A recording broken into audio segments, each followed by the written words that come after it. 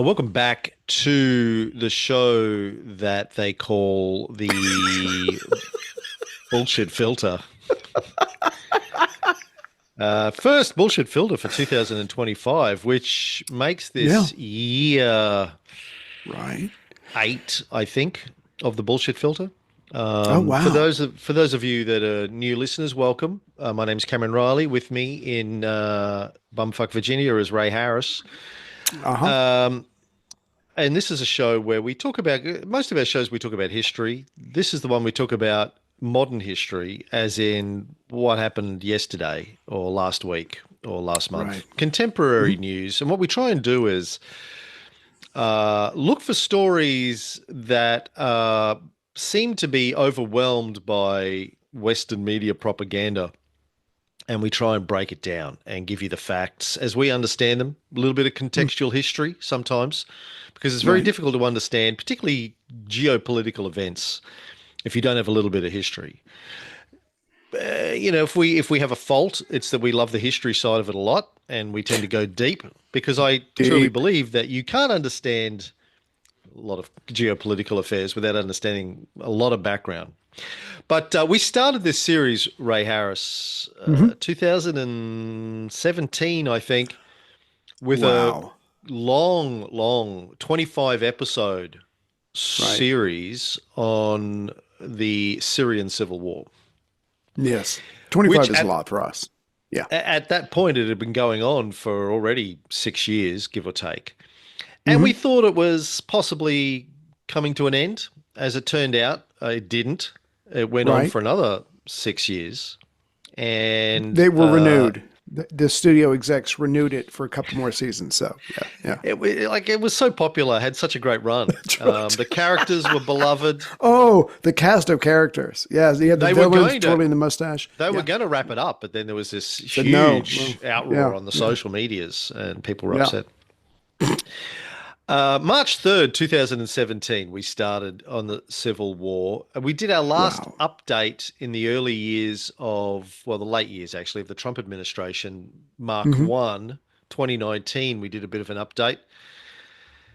But of course, there's been some more updates recently, and Few. the people have been asking if we would do another update. Bring it back. Yeah. Is it a prequel, sequel? What sequel? Is that what I'm trying to Sequel, say? we're bringing back the classics. Yeah. Yep. There you go. There Yeah, you go. this is like the oldies tour. We're bringing back the the classic hits from the early Oh, days of the gee. band. Yeah. Exactly. Now, Yes. I know that we did 25 episodes, but as I said, that was 7 years ago, eight, maybe nearly 8 years ago. Christ Yeah. almighty. Yeah. Time And flies. people may have forgotten what we talked about. Some people may be listening to this for the first time, do not understand the history of Syria.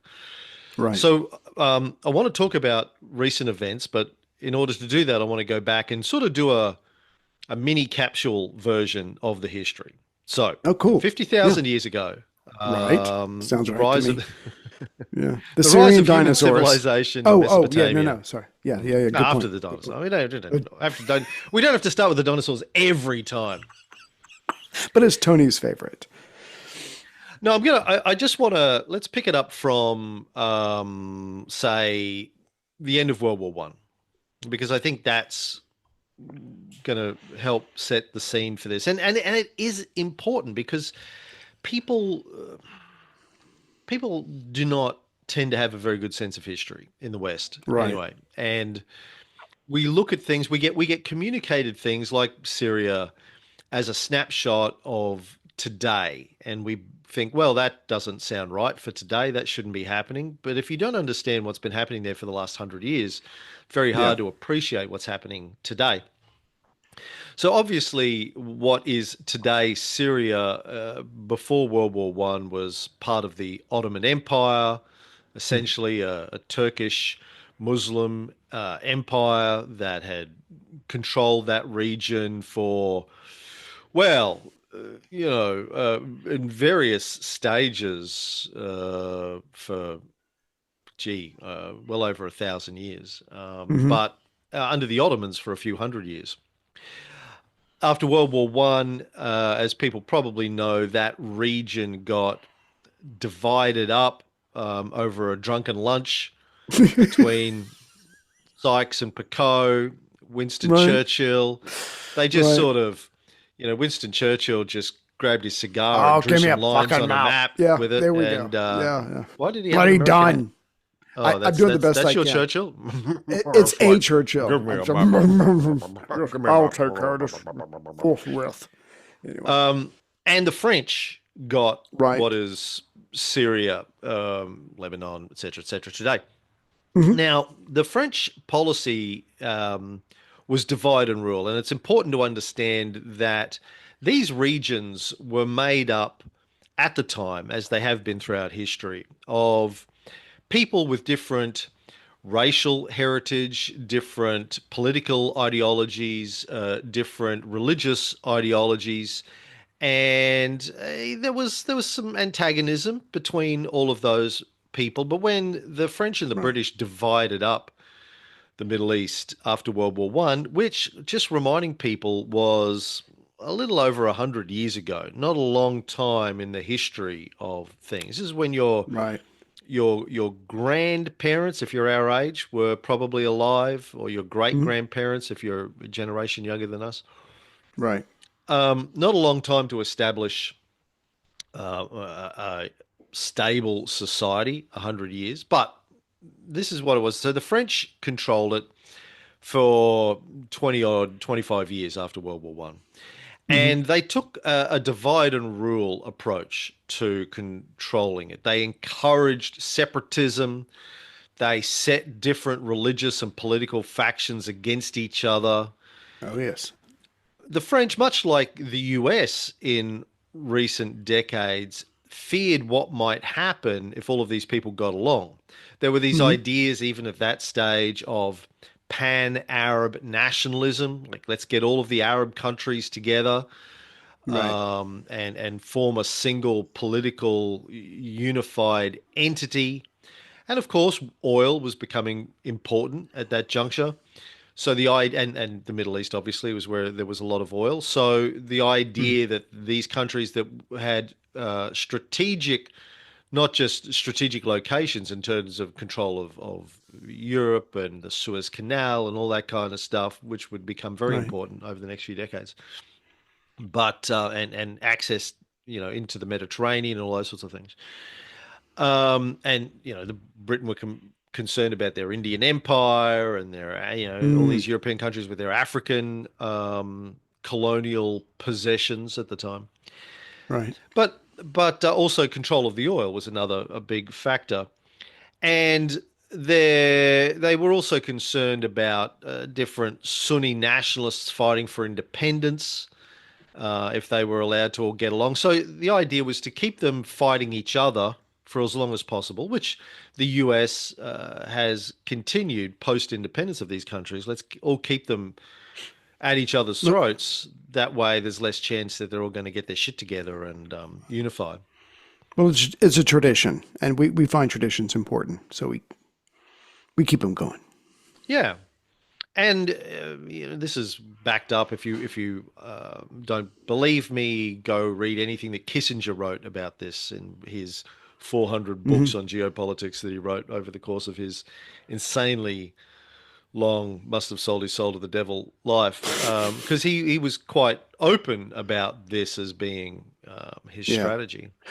Well, it's what Western powers did. It was just the way things were done with the lesser nations, if I can use that term. But just real quick, I mean, America does it so well, we do it to ourselves. I mean, the Americans are at each other's throats constantly, so we don't realize that the government is our bigger enemy and come together, unite, and fight against Mm. them. So this is something that works very well, and the Western powers are very good at it. And Kissinger admired the French Cardinal Richelieu and how he kept the various, before Germany unified, how he kept the German Hmm. kings and princes, Holy Roman Empire, fighting each other for decades and keeping Yeah. them from unifying. But anyway, Syria gained independence as a parliamentary republic in October 1945. So Hmm.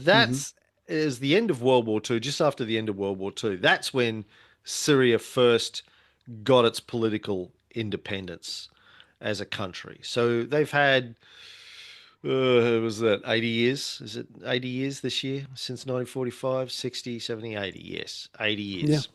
Good math. Thank you. I struggle. I have to. Where's ChatGPT? Well, I was just going to hold up Uh, my finger so you can. Never mind. Go ahead. Go ahead.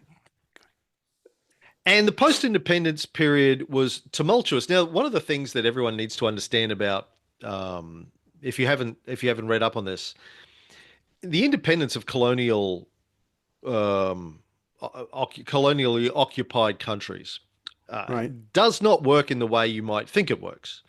Mm. It doesn't work in the way where the colonial occupying power, Britain, France, Spain, the United States, Russia, whoever, goes, okay, we're stepping out of this cleanly.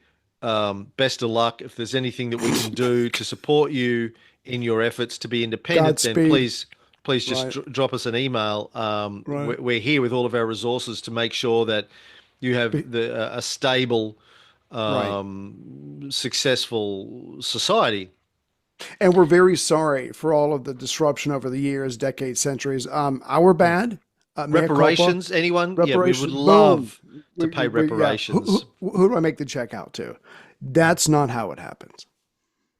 Now, of course, the way it was pitched back in those days, and probably still is by people who want to defend the Sykes-Picot Agreement, is, well, Hmm. these countries after the end of the Ottoman Empire weren't mature enough Right. to Sophisticated. self-govern, so we needed to Yeah. come in and get them up From to the goodness. speed with how to do these sorts Exactly. of things, and then Yes. we stepped away, Right. and just did lots of thoughts and prayers and lots of love and hearts to send them on their way. Of course, Right. that's not what happens. These countries, again, the occupying powers I'm talking about, Hmm. if you look at the United Kingdom until World War II, controlled 25% of the world's landmass in their empire. Yeah. Um, Possibly more. Empires, and then after that, like trading blocks were the way Hmm. that you succeeded as a country, particularly if you're a smallish kind of country like the United Kingdom, like France, relatively small. You have certain natural resources, but you certainly don't have everything that you need, like oil. Right. So you want to make sure that you gobble up as much territory as possible. Back in the 18th, well, go back, 15th, 16th, 17th, 18th, 19th century, you Hmm. just went and took it by force as much as Yeah. you could. The great game. Yeah. Yes, you took it by force, if not by force, then by gunboat diplomacy, where you would literally put gunboats off the coast and then send your negotiators in to talk about a deal. You Right. didn't actually have to put boots on the ground, but there was the implied threat of cannon on the shore, if nothing else. Ex- exactly. And we're blocking your trade routes, we're blocking your ports, so you can't get anything in or out unless you give us Yeah. what you want. But it's your Uh, choice. Your but choice. yeah, totally up to you. Um, but Sorry. these were the colonial powers trying to get access to natural resources, also markets for their products that they were making at home or in other parts of their empire. Like in the United Hmm. Kingdom's case, stuff that they were producing in India, and then they wanted to sell it to China, and the stuff they were getting out of China after the Opium Wars, selling it to other places. So it was Right. all part of the economic bloc. So you had more trade, more control, more money. With more money, you can buy more ships, more guns, more weapons, bigger armies. You can bribe and influence governments of other countries. It's what makes it go around. So when these colonial Exactly. powers were forced um, by a couple of things after World War II to get the fuck out, Hmm. um, partially because they were economically and militarily destroyed Yeah. by combination of World War One and World War Two, Right. But also largely because the United States, who came out of World War II as the economic and military superpower in the Western world, basically told them they had to. And in fact, it was part of the agreement between Roosevelt and Churchill before the United States got involved in World War II was, well, we'll support you, But but here's what we want in return. there's a Roosevelt price. literally told Churchill, part of the Atlantic Charter, is Hmm. you have to dismantle the British Empire. Yeah, Churchill, not happy about that, but felt he had no choice to agree to it. But exactly. when they were forced to depart these countries, they're not just going to walk out. They're going to try and maintain No. control of these areas as much as possible behind the scenes by installing political and military leaders that they feel are going to be friendly to them, that they have Yes. bribed, that they can influence, that are going to continue to give them priority access to goods and services and markets and that kind of stuff, and where they can manipulate the politics of the country behind the scenes through Hmm. diplomacy, through bribery, through mechanisms which largely would remain hidden from the general public, obviously known to diplomats, Right. but kept out of the media because there's basically a gentleman's agreement, particularly going back that time and still to a large extent today, between the media and the rich guys that own the media and Oh, the yes. governments, the politicians, that, well, we just don't talk about that stuff, the quiet part. Right. Yes. Um, Dirty before the laundry, if before you the will. days of Trump, who now says the Right. quiet part out It loud, just as they say. right. Oh my God. Yes. Yes. So they got their independence, but then, and I'll shut up here and you can talk. There was a large number of military coups, and the Syria I'm talking about was a very, very turbulent place between 1945 and 1970, 1971. Do you want to add Yeah. anything at this point, Well, well, Mr. just that, Harris? and I think we made this point before. Even if Syria had zero resources, its location, it is just right there, right in what we consider to be the Middle East. I mean, everybody goes through there to get from one place to the other. There's oil, oil lines going through there, and it's just a great. It's almost like if you're playing chess, you get to control the center of the board. So it's a very important place to have influence over. And Look at you and using as chess analogies. What the fuck do you know well, about chess and controlling the uh, center of the board? well, I got a 752 page book about chess, and the first page is I stopped at the first page, but the first page said it's important to Control the control center of the those board. first. And then I put All right. I put the book away. I use it to prop up my table. No, no, just that. But its location is what makes it proper important. And what you were saying a second ago about Britain might not have or France might not have troops there, but if the leaders will listen to you before they listen to their own self interest, before they listen to their own people, you don't need troops there. I mean, you can get the same benefits without all the cost. That's a win-win. So what? And I won't make this long, but the great irony is these So she said. nations are thank you. Sorry. These nations are starting to learn, they're starting to learn that they're the victims of the great game, that they are too weak to participate in it, except for pawns. But at the same time, the major powers are getting more polished. They're getting more sophisticated. We can still get what we need without the expensive guns, without the expensive threats. We can just, if I can just influence a couple of people at the top, it costs a lot less, but I still get what I need. And so even though the locals are getting wise to it, the people on the outside in the West are getting better at it. So again, it changes form, but control or manipulation pretty much stays the same.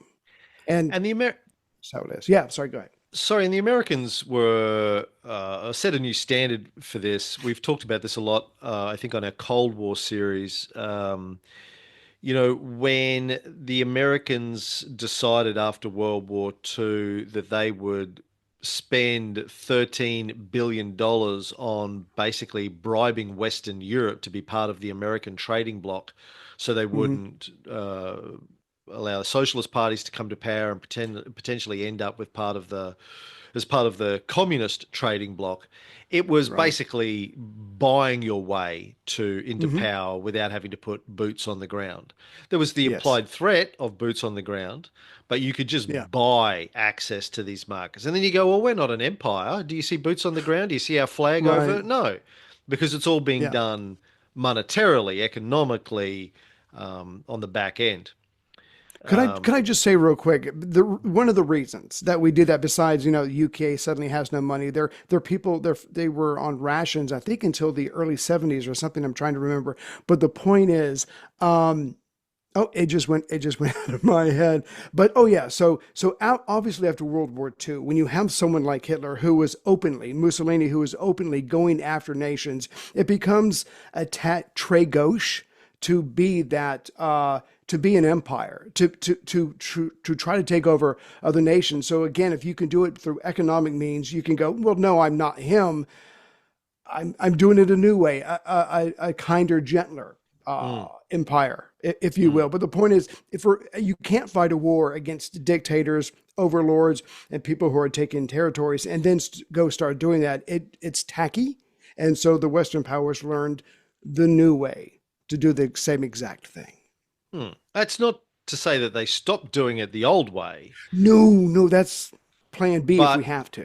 to Yeah. do it the old way, yeah. I mean, and in the book Confessions of an Economic Hitman, he sort of Hmm. explained. The author worked for the World Bank for a long time, and he explained the model, which was you sit down with the president of a developing slash third world country, weaker country, and you say, "Here's what Right. we want.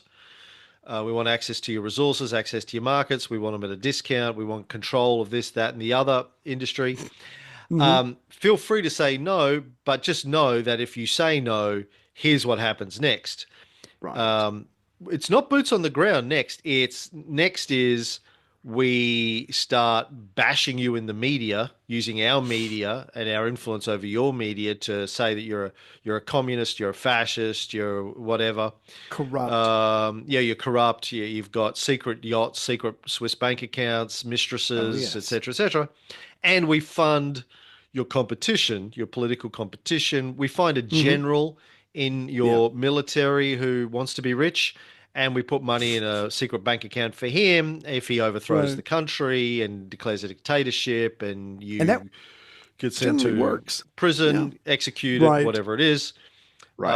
Um, if we can't find political or military candidates who want to take our Hmm. money Right. because your people have too much integrity, then we will say you're communists and the whole country. We'll put boots on the ground, Yes. directly or To indirectly. We save. might get one of our allies to do it. One of your Right. neighbors who's one of our allies that they're on the payroll. Yeah. They'll come in and do it. And if they won't go in and do it, then we will Yeah. come in and we will invade your country. Fine. But we Fine. don't want Make to me. invade your country. But if we have, No. and then we will occupy it for the next 20, 30 years, Occupy the hell out of it. kill you, all your friends, all your family, everyone who gets in our way, and then Pet we will dog. liberate the Yes. country.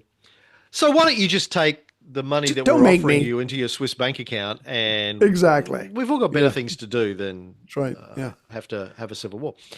Anyway, back to Syria. So in 1970, 1971, a Syrian general called Hafez al-Assad took power through a coup. Hmm. But he wasn't the first, is my point. There had been coup after coup. Right. I think we covered like 5 or 6 coups that had happened. It was like the coup of the day in Coup Syria. rich. Right. It's a land of coup richness. I don't know. I don't know. Come to Syria and see our wonderful coups. They're all over the Cows? place. No, not cows. No, no, no, no. Coups. In fact, if you Your wait a cows minute, say moo. Our coups say cows. Meow, meow, meow. No, they weren't. They weren't yeah, yeah, Chinese communists. it went. Yeah, no.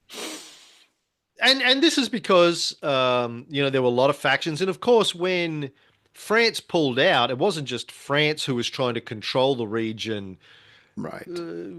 quietly behind the scenes. Everyone All Yeah. of the different major world powers were trying to get It's control of on. it. They weren't just letting France keep it. It was like, okay, this is strategically important where it sits. It sits near the soon to be created Israel after the end of World War II. Hmm. And all of these oil rich countries, Iraq, Iran, etc., Saudi Arabia. And, strategically, it sits between Russia and Africa, and there's ports Oh, and it's there's land rail routes and all this sort of stuff. prime real estate. And of course, then you have all of these different major powers trying to bribe their generals, their politicians to get into power, fight each other. So the person who's pro our country ends up running the place. Anyway, Hafez al-Assad gets in. He grew up in a poor family who were part of a religious sect called the Alawites. Now, Right. this is important because the Alawites, they're not Sunni Muslim, they're not Shia, they weren't Christian, they're sort of a mishmash of all of the above. It's like the founder of the Alawites put a whole bunch of ideas into a hat and shook it up, tipped it out, and then said, all right, we're that now.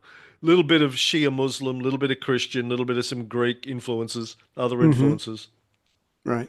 which, to be fair, is what all religions are, or they're all syncretized ideas from different parts of the world, more or less.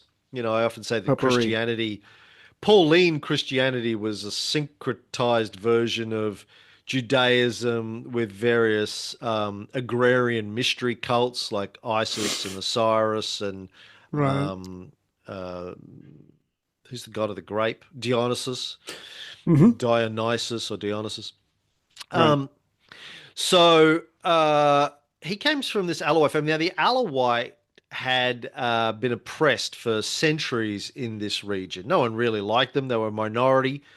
Hmm. Religion, Sunni particularly didn't like them, and the Ottomans were mostly Sunni. The Shia kind of liked them a little bit, but said, you're doing it wrong, etc., etc. So Right. they'd been oppressed, but he comes to power and he brought stability to the region with an iron fist. In fact, I was going back through New York Times articles from sort of the 50s through to the late 90s, reading about Hafez al-Assad over the last couple of days, and it's almost impossible to find any Western media article with his name in it that does not also include the words Iron Fist, Yeah. Yeah. who I think was a Marvel superhero that was based on him. That sounds right to Um, me. That the sounds right. Iron Fist. The Yeah. Middle Eastern superhero, if you will. But he was a very adept politician and very, very smart, very, very charming. What do you remember about what we said about Hafez el Assad in our Ooh. earlier episodes, Ray? I just remember the Alawite, and as far as I remember, once he comes to power, doesn't he take a lot of the people who are within his religious group and he gives them positions of power, kind of to secure him as well? But again, even though he's being brutal with the people, I mean, he is bringing stability. As long as you're not one of the people that he's coming after, you probably appreciate that there's, oh, look, we've gone 2 weeks and there's been no coup. I don't remember much, but I do remember that. That sense of stability pleased a lot of people. And of course, if you're in international business, you like to see stability in these other places that you hope to have economic ties with, if you will. Yeah, yeah, you're right. If you're an international investor in a country, Hmm. you want stability, and ideally, you want stability under a government that you can influence. And that was Please. one of the problems the West had with Hafez al-Assad is Right. he refused to join any particular major power political bloc, economic Hmm. bloc. He would talk to the Americans and he would talk to the Russians.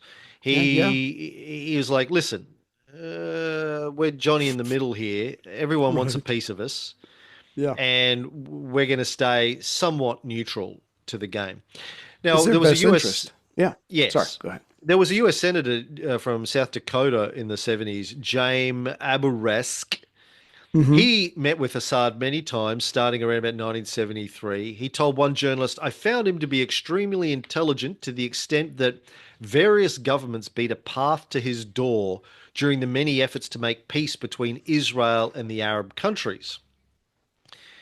He described him as courteous and calculating, professorial and persistent, unleashing flashes of self deprecating humor during marathon negotiating sessions. Wow. Now, they used to call it uh, toilet diplomacy or tea diplomacy or coffee diplomacy. Hmm. What Hafez would famously do is get you into these very, very long negotiating sessions and Right. just ply you with lots and lots and lots of coffee, good Turkish coffee. And Right. so you needed to take a break constantly to go and pee. Your bladder would be full, and then he'd keep stretching it out and keep stretching it out. Right. He never liked it. It reminds me of Stalin at the Yalta conference. Like he didn't like coming to conclusions. They were just fact No. No. findings. Yeah. He would make you talk for an entire day and then go, "Well, thank you, nice to meet you, Uh, and all and the then you best to walk you and away your going, family." "What did did I agree to something? Did we come to an understanding?" But the point is, yeah, he got what he wanted. So There's a political nothing's nailed down. science, Eli Al Hindi from Notre Dame University, who said that Assad's long rule, and he was in power for 50 years, 49, 50 years, his That's long rule impressive. reflected his ability to play religious and ethnic groups against one another. Mm, So he did what the French had done before their independence. He played them off, kept them at each other's throats, and was able to stabilize the country by being the strong man at the top of lots of political and religious factions that wanted to kill each other. right. Sort of a divide and conquer strategy. And, you know, so there's this question in these sorts of regions and these situations where there's a lot of turbulence and there has been a lot of violence, as there was in Syria post independence. Is the country better off with a strongman dictator who can keep all of these parties at bay? Or is it better just having chaos where people are killing each other? Yeah. You would think that not just for international trade reasons, but just for the safety and the prosperity of the people, it's going to be better if they have a strong dictator that can keep the Yeah. country stabilized so they can make money, pay for, they have infrastructure, pay for infrastructure. People can be educated, people can, start a business, feed their kids, all that kind of Exactly. stuff. If I It, could real quick, it's better than chaos. It's not good, it's not the best, it's better than the complete instability because whenever you have a coup, you know a decent amount of people are dying. And if you have a lot of coups, you have a lot of deaths, you have a lot of murders, you have a lot of political prisoners. It's better. It's not best. I just wanted to clear that up before we get these nasty emails. What are you saying? You know, everything is relative. Everything is relative. Yes, and in the West we go, well, they don't have democracy. No, they don't. Neither does No. Saudi Arabia. But, Whose fault is that? we're good. Kind of Yeah, well, that's ours. part of it. Yeah. Sorry. Sorry. Go Um, Now he was playing this. It was again. This is the middle of the Cold War. He's hmm. playing this Cold War chess match between the United States and the Soviet Union, Yeah. and managed to do it fairly successfully for 20 years. A lot of stuff happened in that time. You had the OPEC crisis in the 70s, the oil crisis. He played a pretty significant role, worked with Kissinger to try and get the oil countries that were somewhat, some were friends, some were not of his, to do a deal with the United States. Hmm. He was antagonistic. He was supported Palestine, was antagonistic towards Israel, so the US had an issue with that. Right. But then fast forward, a lot of stuff happened in the 70s and 80s. The Iraq-Iran war, he got caught up in the middle of that. Israel and Lebanon and all of that. And then the Soviet Union imploded 1990, 1991. Hmm. And the first Gulf War happened 1991. And Assad had to take a side, basically, and the Soviets weren't going to be any good to him for a long time. They were fucked as a country. The Russians were fucked as a country for a long time. Yes. So he started to get a lot closer to the United States in the early 90s. He Mm. supported the invasion of Iraq in 1991, and they kind of got along pretty well, the US Yeah. and Syria, for a while there. They were happy to negotiate with a dictator who was more friendly to their interests. Democracy's Yes. so messy, you never know It. who's going to win. Yeah. The will of the people. What are you kidding me? Sorry. Yeah. Yeah. Yeah. Kissinger, who, as I said, spent a lot of time dealing with Hafez, called him a first class mind allied to a wicked sense of humor. In his memoirs, Jimmy Carter, RIP, said that Right. in Geneva in 1977, he found Mr. Assad to be, quote, quite gracious, completely relaxed, humorous in his remarks, and extremely interested in my efforts to arrange peace negotiations with Israel. Mm. Very Hafez practical. was also one of those guys who he wasn't like um, Saddam dressed in military gear. He didn't live in a palace and drive around in a Rolls Royce or have a gold toilet or any of that kind of stuff. He lived relatively simply, Right. wore Yes. suits, um, you know, was fairly modest, all powerful dictator. Hmm. Um, Like we would didn't be. ah we are We are. Sorry. We currently dictators of our are. small global cult empire. Um, but Right.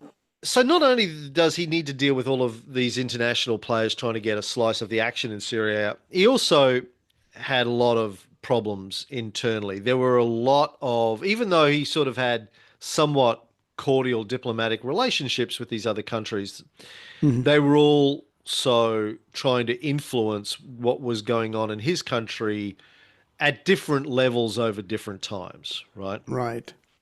A lot of And he had moving a lot parts. of, and even though he was Alawite, he led a fairly secular government, Hmm. respected the different religious factions and gave them the freedom to practice their religions to a large extent, Yeah. but also had education, rights for women, all of that kind of stuff. Like it was a Yeah. fairly modern, um, developing country. They were still quite poor as a country. They don't have a lot of oil, unlike some of their Right. neighbors.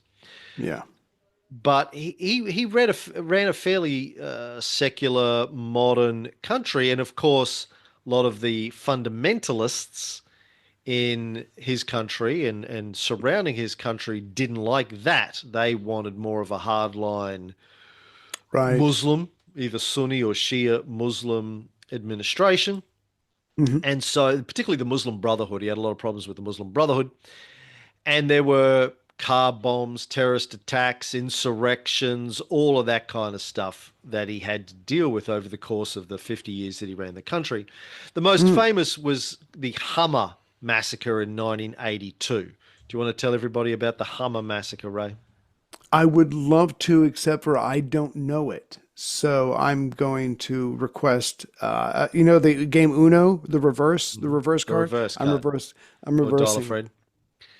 There was an insurgency in 1982 led by the Muslim Brotherhood, Hmm. who, by the way, were supported by Iraq, the Saudis, Jordan, Ah, and the right. USA, albeit Hmm. indirectly, but they were supported to try and overthrow the al-Assad government there, Right. for a whole variety of reasons, which Hmm. I'll get into later. But, these are Sunni powers that wanted control of the region, wanted control of the area for a whole variety of reasons. Right. Um, and the US wanted to weaken Syria because he was still, you know, not fully part. I'm talking about the 80s now. Wasn't Right. fully part of the US trading bloc, still dealing with the Soviets. They wanted to weaken the Soviets. He was still antagonistic towards Israel, got Hmm. involved in some of the wars with Israel during the 70s and 80s. They wanted, him out for that reason. They wanted to Oh yeah. support Israel. So anyway, when this Muslim Brotherhood uprising happened in Hama in 1982, he sent his brother in with the army, and they Mm-mm. just crushed the rebellion. Estimates are somewhere between the number you normally see is 20,000 people died. Estimates are between 10 and 40,000, largely Right. civilians. It was sort of a pre-run to the 2011 Civil War. Basically, it was just go in and destroy anything that moves, wipe it out, crush it. Yes. He went hard. Yeah. Saddam, by the way, Hafez came to power as part of the Ba'ath Party, and Hmm. Saddam ran the Ba'ath Party in Iraq. We went in deep into the history when we did this series a long time ago. Basically, they were both part of the same political party, but they were bitter rivals and bitter factions, and they kind of hated each other, he and Saddam. So, Right. anywho, that's why Saddam was supporting it, among other reasons. And let's recall, for people who don't know, for the kids out there, Saddam was an ally of the US in the Oh yeah. 80s, very, very tight with the US. Hmm. The He US was our guy. funded and supported Saddam for the entire decade to wage war against Iran Hmm. because Iran had a revolution in 1979, threw out the American supported dictator, the Shah. Americans Right. didn't like that, so they funded Saddam and gave him chemical weapons and gave him carte blanche to launch a war on Iran. Hmm. Syria was friendly with Iran because they got this sort of Shia commonality and they were both allies of Russia or the Soviet Union. So, very, very messy is the whole thing. Right. Anyway, he Yeah. crushed the Hamar massacre. If you ever read anything about Hafez al-Assad, people will say, "Oh, he brutally suppressed the people of Hamar," but it was a terrorist operation that he was shutting down. But he did it brutally. But Right. you go in there like Relative. these other countries go in, they support the Muslim Brotherhood, they create a ruckus, and he shut it down. Civil wars are brutal. Yeah. People die, civilians die. If you go and start a civil war in a country, then go, oh look, they brutally suppressed the Oh yeah. the rebellion. Well, what the fuck? Like What again, are they he had a supposed to do? country where it was hard enough as it was to Right. maintain stability, and Without he this. was he didn't fuck around, Yeah. particularly at that Yeah. stage. That's why it lasted so long. But he wasn't always, even though he was antagonistic towards Israel, supported Palestine, supported Hezbollah, supported Lebanon. He wasn't always on the US's shit list. As I said, he supported them against Saddam in 1991 because he, you know, wasn't friendly with Saddam. And if Hmm. you look up articles about Hafez in the New York Times in the last decade of his life, the 90s, you'll find it's mostly positive stuff. Right. He wasn't being described as a brutal dictator. Successive presidents went and met with him in various places. In 1999, the year before he died, he was in peace talks with Israel, again, sponsored by Bill Clinton. Mm. Um, and at the time, Syria's economy was still struggling, particularly when the Soviet Union, we saw this with the countries that were part of the Soviet bloc, Syria, Cuba, North Korea, China. Well, China didn't have a great relationship, honestly, with the Soviet Union in the 70s, 80s, and 90s. But when the Soviet Union collapsed, all of these other countries that were part of the socialist bloc Yes. struggled, because Yeah. their major trading partner had just gone belly up and had a lot of its own economic and political problems. Hmm. So at the time, in late 1999, he's trying to do a peace deal with Ehud Barak, who was the new prime minister in Israel. At the time, Syria's economy, just to give you a sense, was 1/7. Its GNP was 1/7 the size of Israel's. Jeez. Syria had about three times the population, about 16.5 million people, about the Right. same size as Australia, but produced 15% of what the Israeli economy produced. Yeah. Largely with the support of the Americans. Let's be clear about that. But Hmm. that was where they were economically. Um, And when you're trying to fight off far richer countries and their ability to use economic warfare and supporting terrorists and all that kind of stuff with untold wealth, it's very, very difficult. But he managed to play that game, as I said, for 50 years, like Castro Yeah. did for 70 years in Cuba. Right. Um, but he had respect for Barack, not Obama, the Prime Minister of Israel. Hmm. He said that trying to negotiate with his predecessor, a guy by the name of Netanyahu, I've heard that. wonder what Oh, happened to him. where's he at? Anyway, go I don't ahead. know. I think he never was never heard of again. Right. He said trying to negotiate with Netanyahu was useless, but he had respect for Barack. He thought they could deal together. Got a quote here from Right. the New York Times. In an exceptional move for an Israeli leader, Mr. Barack paid Mr. Assad a compliment, referring to Mm. the instability in Syria before Mr. Assad seized power in 1970. Mr. Barack said, undoubtedly, President Assad has given the Syrian nation its new formula. He was Mm. capable of building a strong, independent, and self confident Syria. Right. So he had friends, even in Israel. Or at least respect, which is still quite impressive. Yeah. Yeah. Um, do you know what happened to Ehud Barak? No, was it something very pleasant?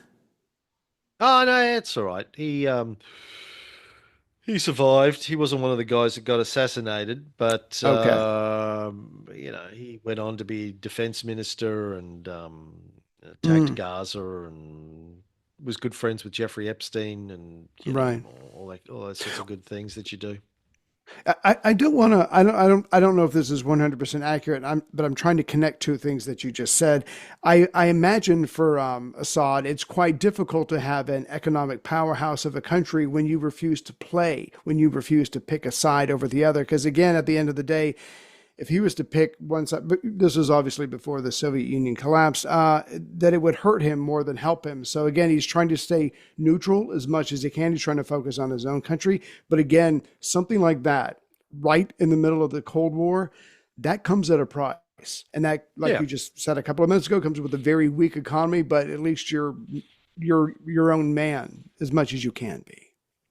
Well, I know when we covered the Marshall Plan in the Cold War series, we pointed out that one of the stipulations of the Cold War, of the Marshall Plan Mm-hmm. funding from the United States to Western European countries was if you take this line of credit, and just to Right. be clear and explain to people who haven't heard our shows on that, they Right. didn't get money. No.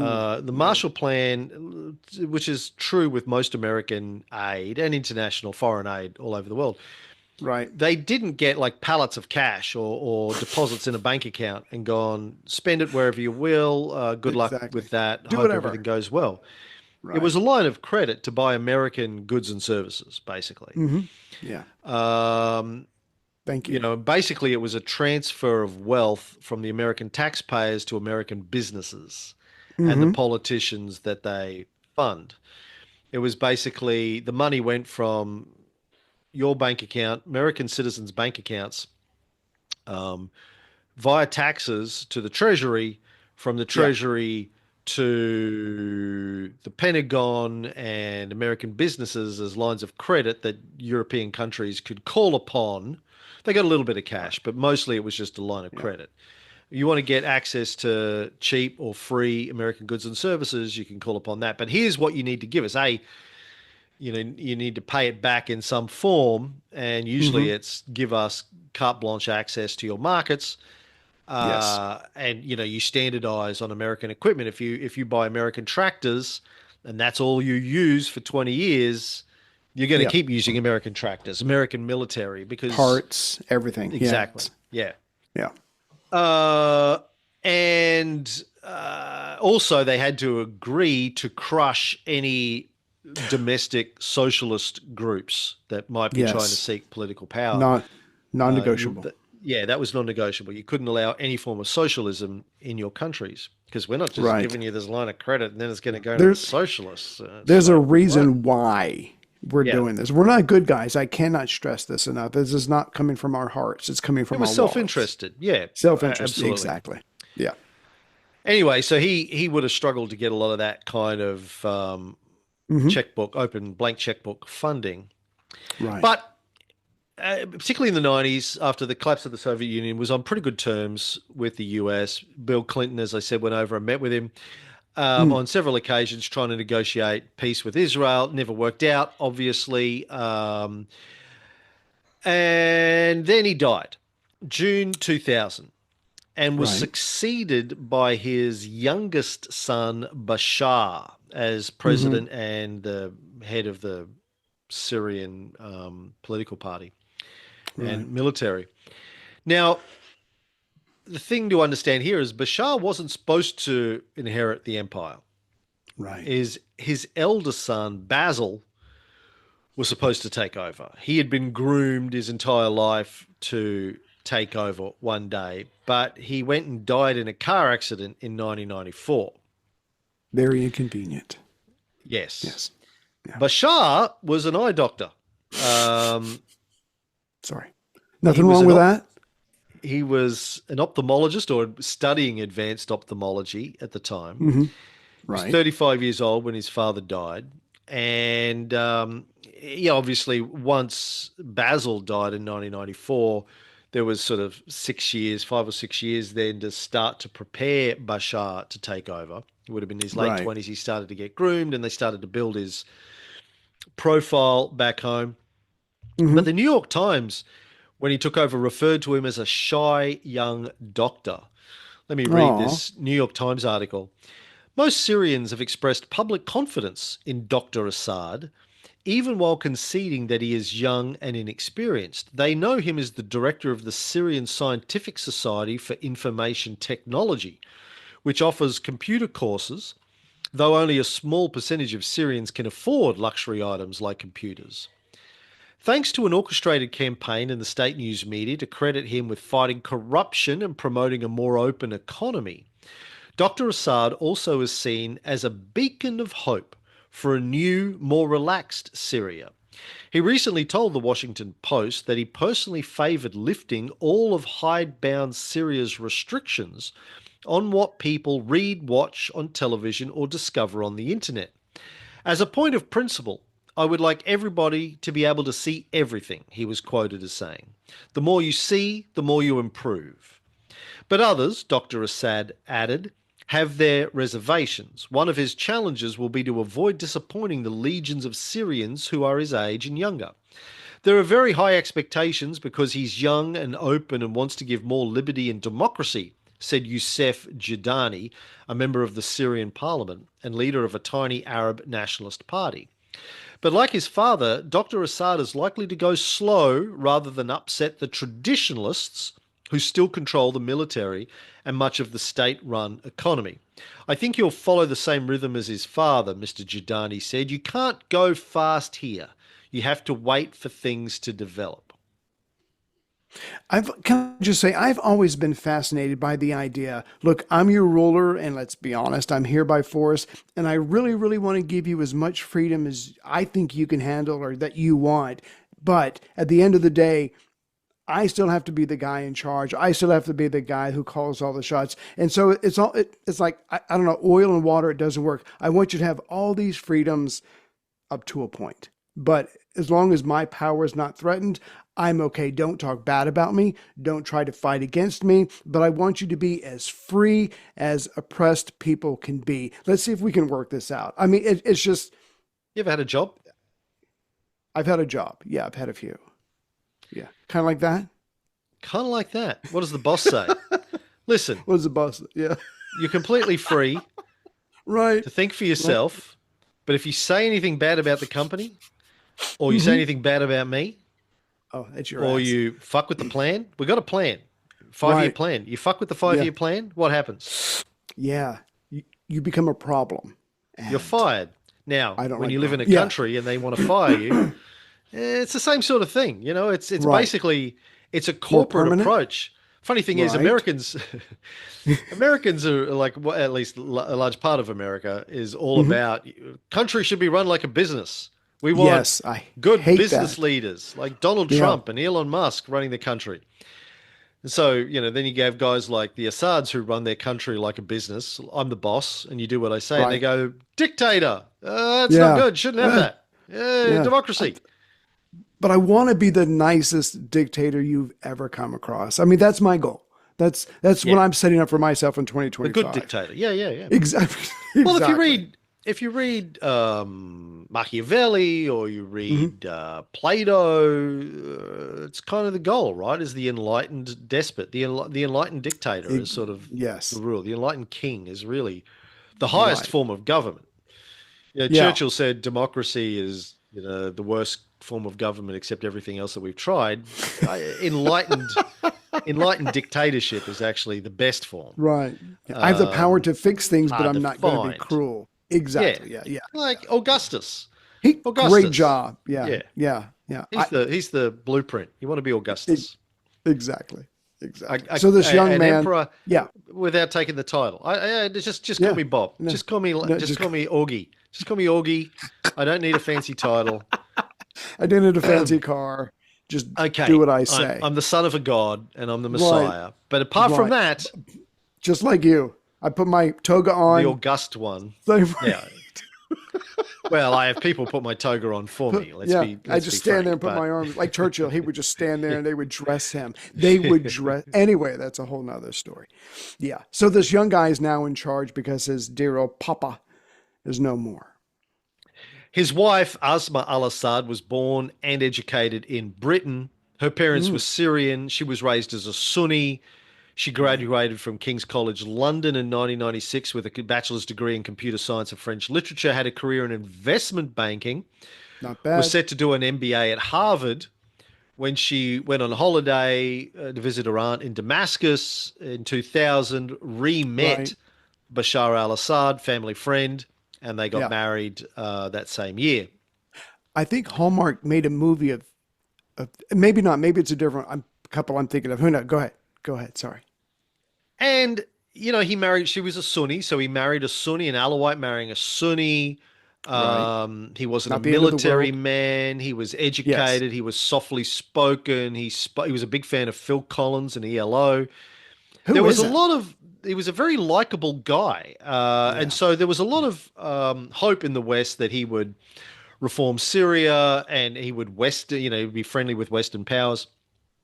He obviously was very familiar with the West, was studying in England, had a high level of education, Hmm. and looks and talks, even to this day, like the world's most boring accountant.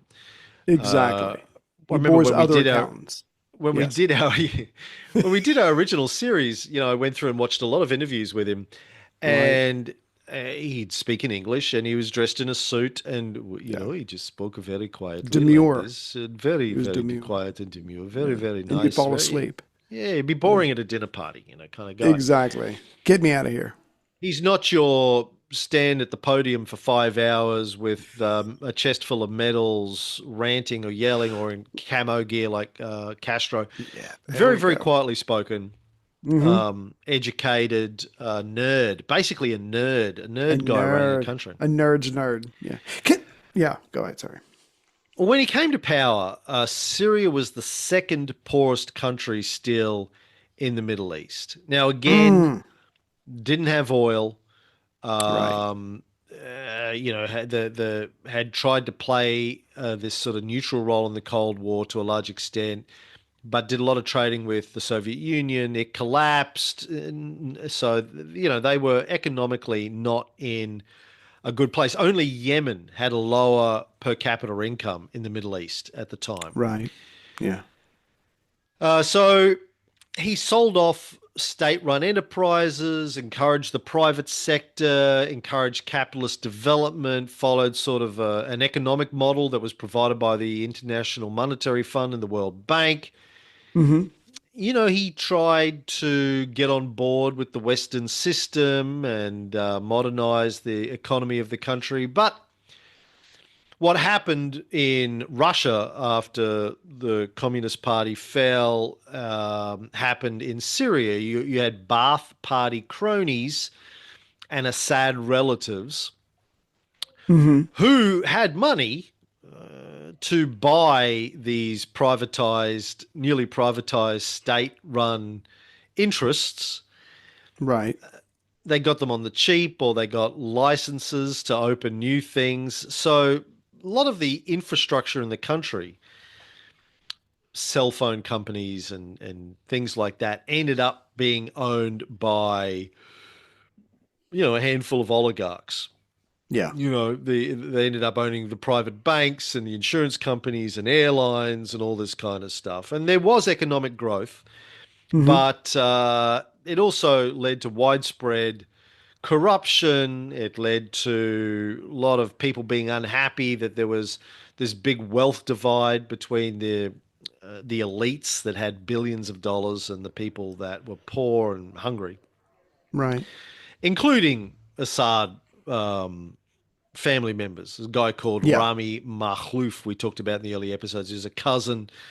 He Hmm. ran the country's largest cell phone company, and there were protests about that. Yeah. And then 9/11 happened. Mm. Okay. When 9/11 happened, a lot of countries supported the United States, including Russia, including Vladimir Putin. But Assad didn't.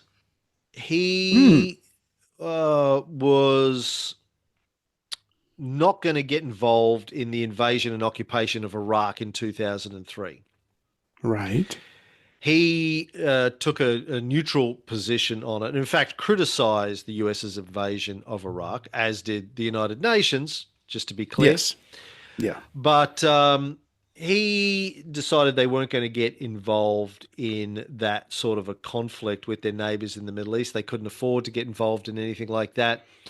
Hmm. And Syria was officially listed by the United States as a result as one of the nations in the original Axis of Evil construct God. that the Bush Yeah. administration came out with. You're either with us or you're against us.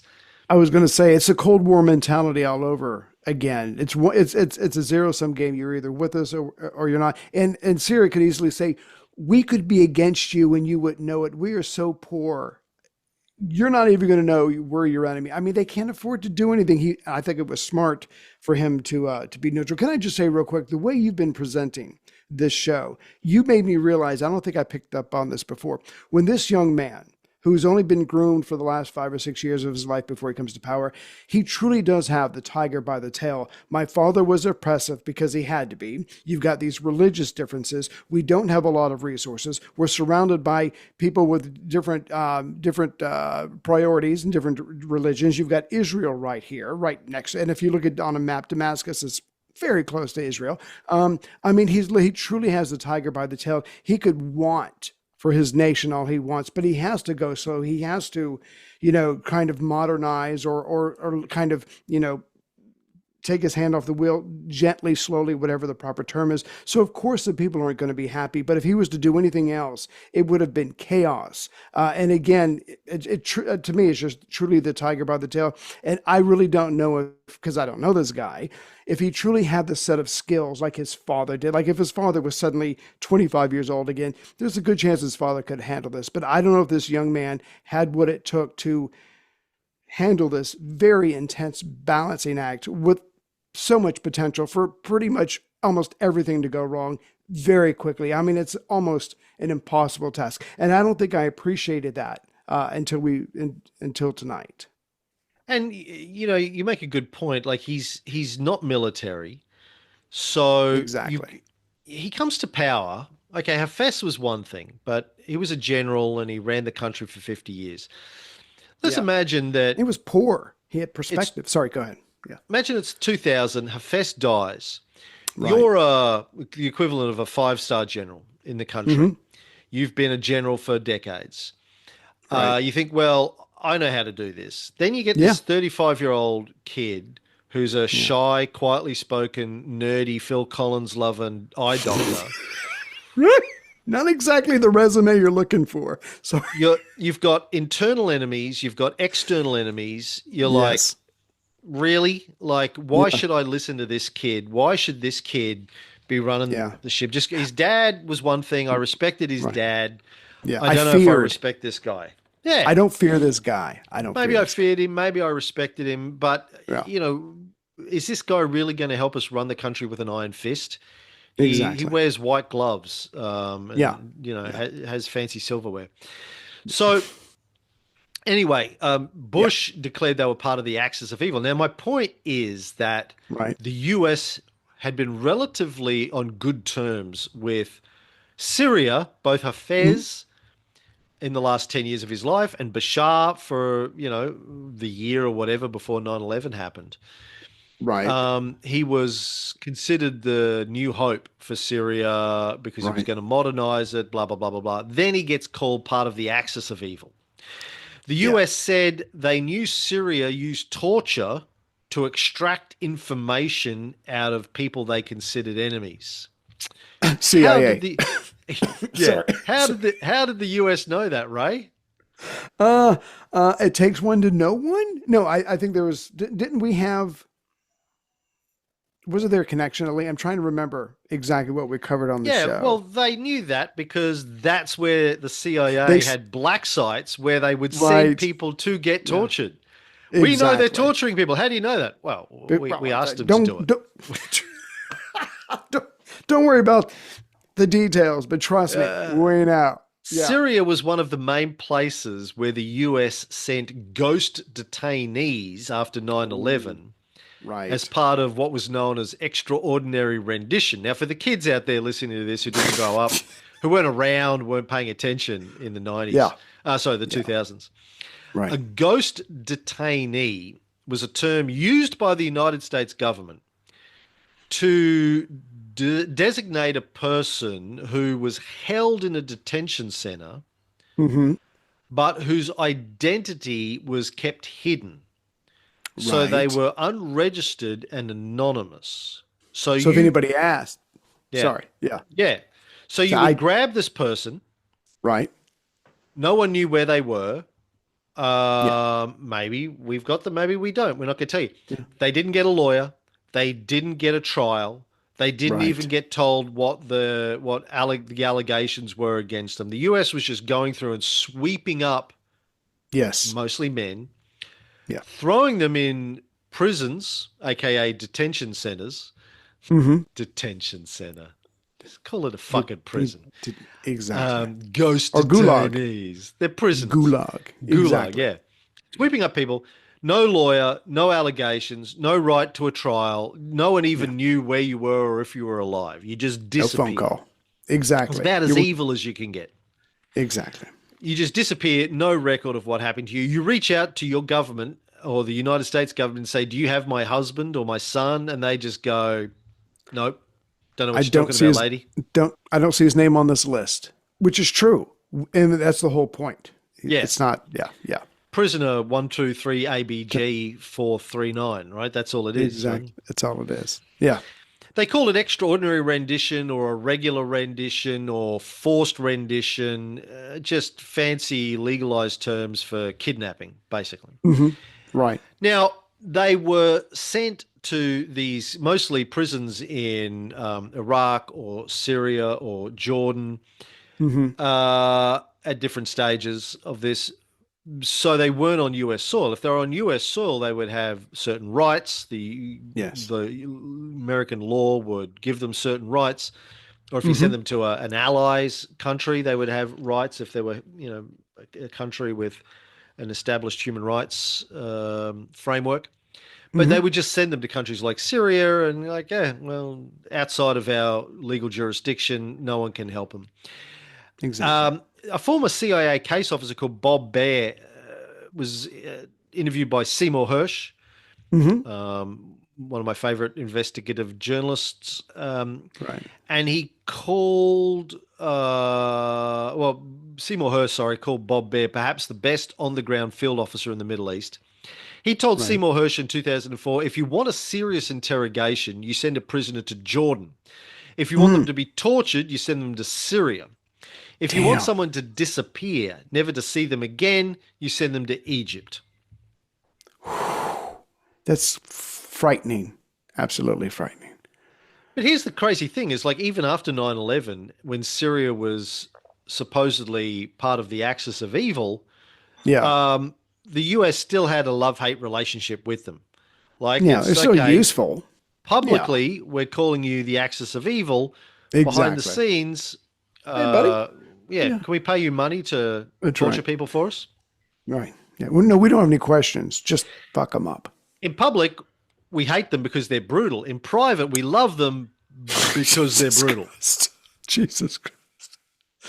They know what they're doing. They're professionals. Now, I've pointed out so far that they don't have much oil in Syria. They got a little bit. They come about 31st in the world behind the UK in terms of Right. oil reserves. So that puts it Not a in lot. perspective. Yeah. Exactly. Yeah. But strategically, as we've said, very important. Sit between Europe and the Middle East and Africa and all of that kind of stuff. Hmm. So he doesn't get involved in the war on terror, the invasions of Iraq and Afghanistan. And then things continue to get hairy for him in the 2000s. 2009, Qatar and Turkey wanted to build a gas pipeline across his country. Mm. It was going to go through Saudi Arabia, Jordan, Syria, and then ultimately to Turkey, from Qatar to Turkey. He Right. objected it. He objected to it, wouldn't approve it because it was going to compete with Russian gas exports that were running through Syria. Right. And, you know, he was going to make more money, I guess, out of the Russian gas exports than the Qatari gas exports. Or Hmm. maybe there were, you know, threats from Putin in other ways. If you let this happen, then we will X, Y, and Z. And not Yeah. necessarily military threats, but economic threats, right? Yeah. You know, you don't if you provide competition for our gas through here, then we're gonna, you know, not sell you X or not buy your Yeah. Y or whatever it is. It doesn't We have necessarily options. be Yeah. military. Like Yeah. Putin, despite what people may think based on Western media propaganda in the last few years, not really a heavy-handed military guy in the Yeah. 25 years he's been running the country, right? Doesn't have to be. No, like he plays the same game that they all play. Like Hmm. military is a last option. Invasion is a last option. You It's try and crude. use Yeah. economic and diplomatic measures before you ever go there. Well, it's crude. Absolutely. It costs money. It costs lives. It gives you a bad rap. It's It's the out in the thing. open. Yeah. Yeah, it's the thing that you do when you've used up all of your other options. Exactly. Exactly. Um, so Assad refused to approve this deal in 2009. Instead, in 2012, He inked an agreement with Iran for a different pipeline Hmm. that would carry Iranian gas through Iraq, Syria, and possibly Lebanon. Now, Mm. the US and its Middle Eastern allies, Israel, Saudi Arabia, didn't want Iran to have another source of income, so they weren't happy about that. And the Right. US had been thinking about regime change in Syria for a long time. They were just Of waiting course. for the right moment to act. As I said Right. before, they were already part of the axis of evil, and I've got a story about that later on. But in Hmm. 2006, a guy called William Roebuck, who at the time was the charge d'affaires at the US Embassy in Damascus. Hmm. Charge d'affaires is a diplomat who basically heads up an embassy when you don't have an ambassador. Right. Um, and then he went on to be the US ambassador to Bahrain. I'm not sure what he's doing now, but he wrote a cable that was later leaked by WikiLeaks where he talked about the ways that the US could help overthrow the Assad regime. This is Oh God. 2006, by the way. Right. He Right. wrote, "We believe Bashar's weaknesses are in how he chooses to react to looming issues, both perceived and real, such as the conflict between economic reform steps, however limited, and entrenched corrupt forces, the Kurdish question, and the potential threat to the regime from the increased presence of transiting Islamist extremists." This cable summarizes our assessment of these vulnerabilities and suggests that there may be actions, statements, and signals that the US government can send that will improve the likelihood of such opportunities arising. These Right. proposals will need to be fleshed out and converted into real actions, and we need to be ready to move quickly to take advantage of such opportunities.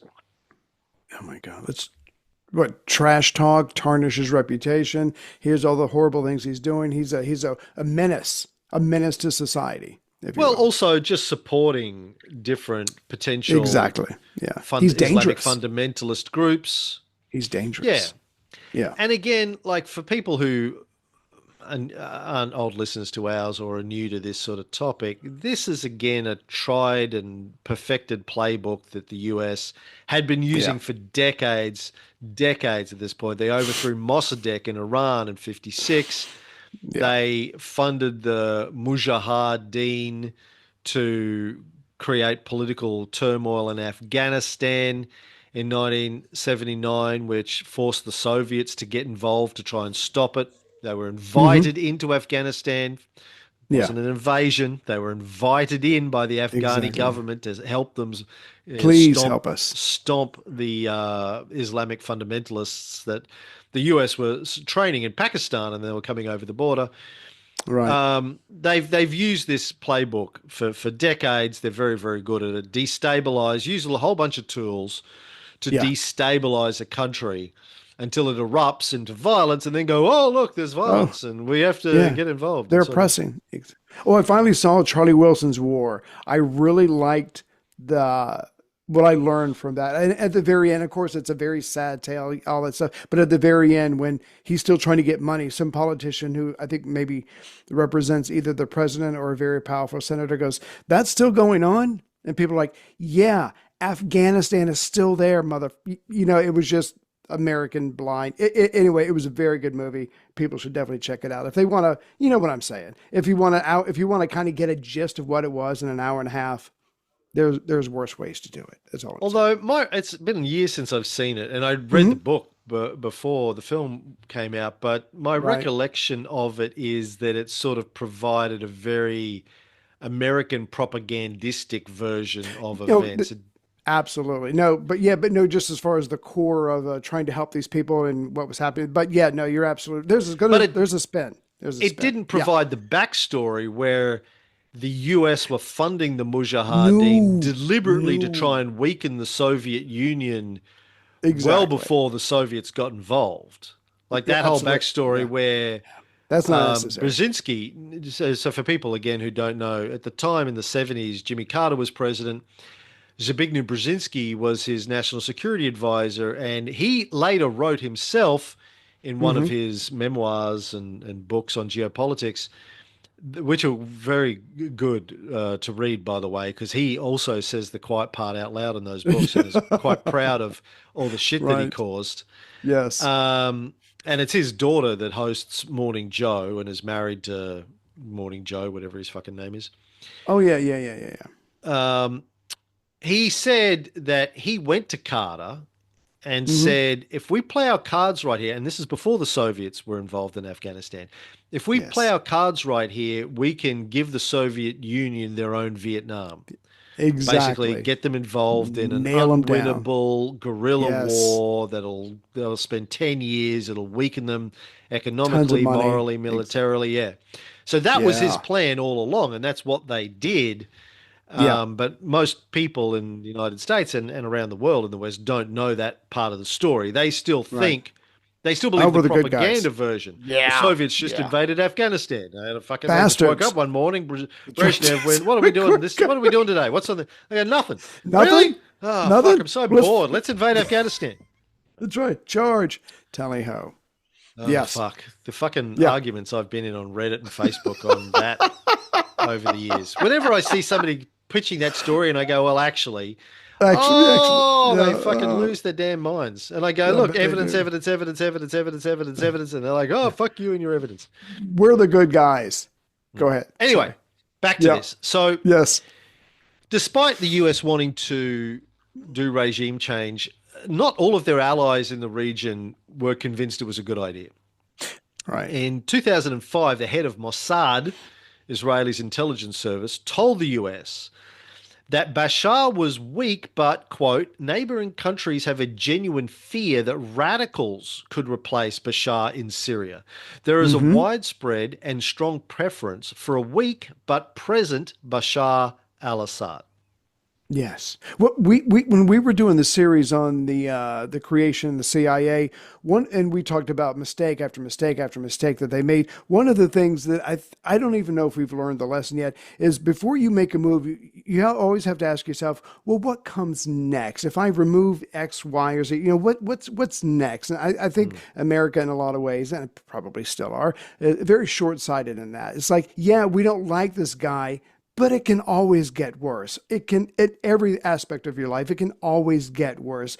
So, just consider that. And or the CIA doesn't do that very well. Well, but it's a win-win. That's the thing. They don't care. Ah, gotcha. I Just mean, wreck it, destroy it. well, Sorry. yeah, so the economics Hmm. of war profiteering. I have something about this later on in my notes, but I'll jump ahead to that. So the economics of war profiteering for people, we've done episodes on this. People haven't heard that though. Works like this. If you're in the United States, and the same is true with any other major power, but let's just talk about the Hmm. United States because they're the best at it and the biggest at Thank you. it. Here's the war profiteering 101. You find a country where you don't have enough access to that country, right? They're not buying enough of your weapons. They're not they're doing trade with other countries, not just yours, and countries that aren't your allies. So Right. there's trade money to be had, both buying and selling. There's arms sales that you're not getting out of them. They're not buying billions of dollars of your weapons every year. And you think, okay, well, if we can cause some shit in this country, we Hmm. can start a war. We'll get our allies, if they're neighbors of theirs in particular, to go to war with them directly or indirectly. Then we get to sell weapons to our allies. Right? Great. So we get to make billions of dollars of sending weapons to our allies, and we cause shit in the country. Yeah. So we make money on that side of it. If it goes on for 10 years, good. We get to Yeah. supply arms to The these countries chain. for 10 years. It's all good. Christmas bonus. If our allies or us, if we get involved directly, win Hmm. and we install a government that's pro us, great. Right. Yeah. Then we get to We sell have them weapons to defend exactly. themselves against all the people that don't like them. Right. And we get access to their trade. So, Yeah. and this is happening in Ukraine at the moment, and the countries around Europe. As I said at the beginning of the Ukraine war a couple of years ago, 3 years ago almost, Yeah. this is primarily around trade, and it's about the Americans and their allies trying to kick Russia out of supplying gas and petroleum and other Right. services and resources to Ukraine and also Western Europe, Germany, etc., etc. Hmm. And so we can replace them with our own corporations and or our allies, right? Yeah. French, British companies that want to pick up the slack. And the way it gets Mm. positioned in the media now is it's a really fucking story about this the other day. After the Ukraine war and sanctions were placed hurriedly against Russia and supplying gas and oil, blah, blah, American companies bravely stepped into the breach to make sure Europeans weren't cold over the winter. And oh, we're such fucking heroes. Yeah, We that was are the plan God. all along, motherfuckers. Yeah. Was That was in the first meeting. Yeah. On the yeah, whiteboard. Yeah. yeah. Yeah. Come to us. Yeah. Let's Yeah. force Russia to invade Ukraine, and by saying we're going to put military bases into Ukraine right on your Yeah. fucking border, and no, we're not going to have negotiations about it. Fuck you, we're putting them there. We're going to put Right. missiles on your border, force an invasion. Then we go, oh, look, he invaded. We have to put sanctions on him, and then you get to justify the whole thing. Um, Just mm, sorry. Just real quick. One, I don't know if it was on DS9, Star Trek DS9, or it was something else. There's a saying. Someone used this phrase. No one ever went poor. selling weapons. I mean, Hmm. and that's pretty much what you just said right there. But the other part of, and I'll just make this real quick. The other part of what you were saying was Israel. When Israel said to America, maybe not a good idea. What they meant was, we live here, motherfucker. We're their neighbors. Hmm. Don't think about other people, not just yourself. But I think that might have been more of their. I don't know. I wasn't there, but I'm just saying it's like, yeah, this will affect us a hell of a lot more than it will affect you. That's. I just want to finish with that. Yeah, no, you're right. The neighbors, again, Russia and Ukraine, Russia and Afghanistan. It's Yeah. like these are countries on our border. We can't Yeah. just blithely ignore what's going on in there if it's a threat.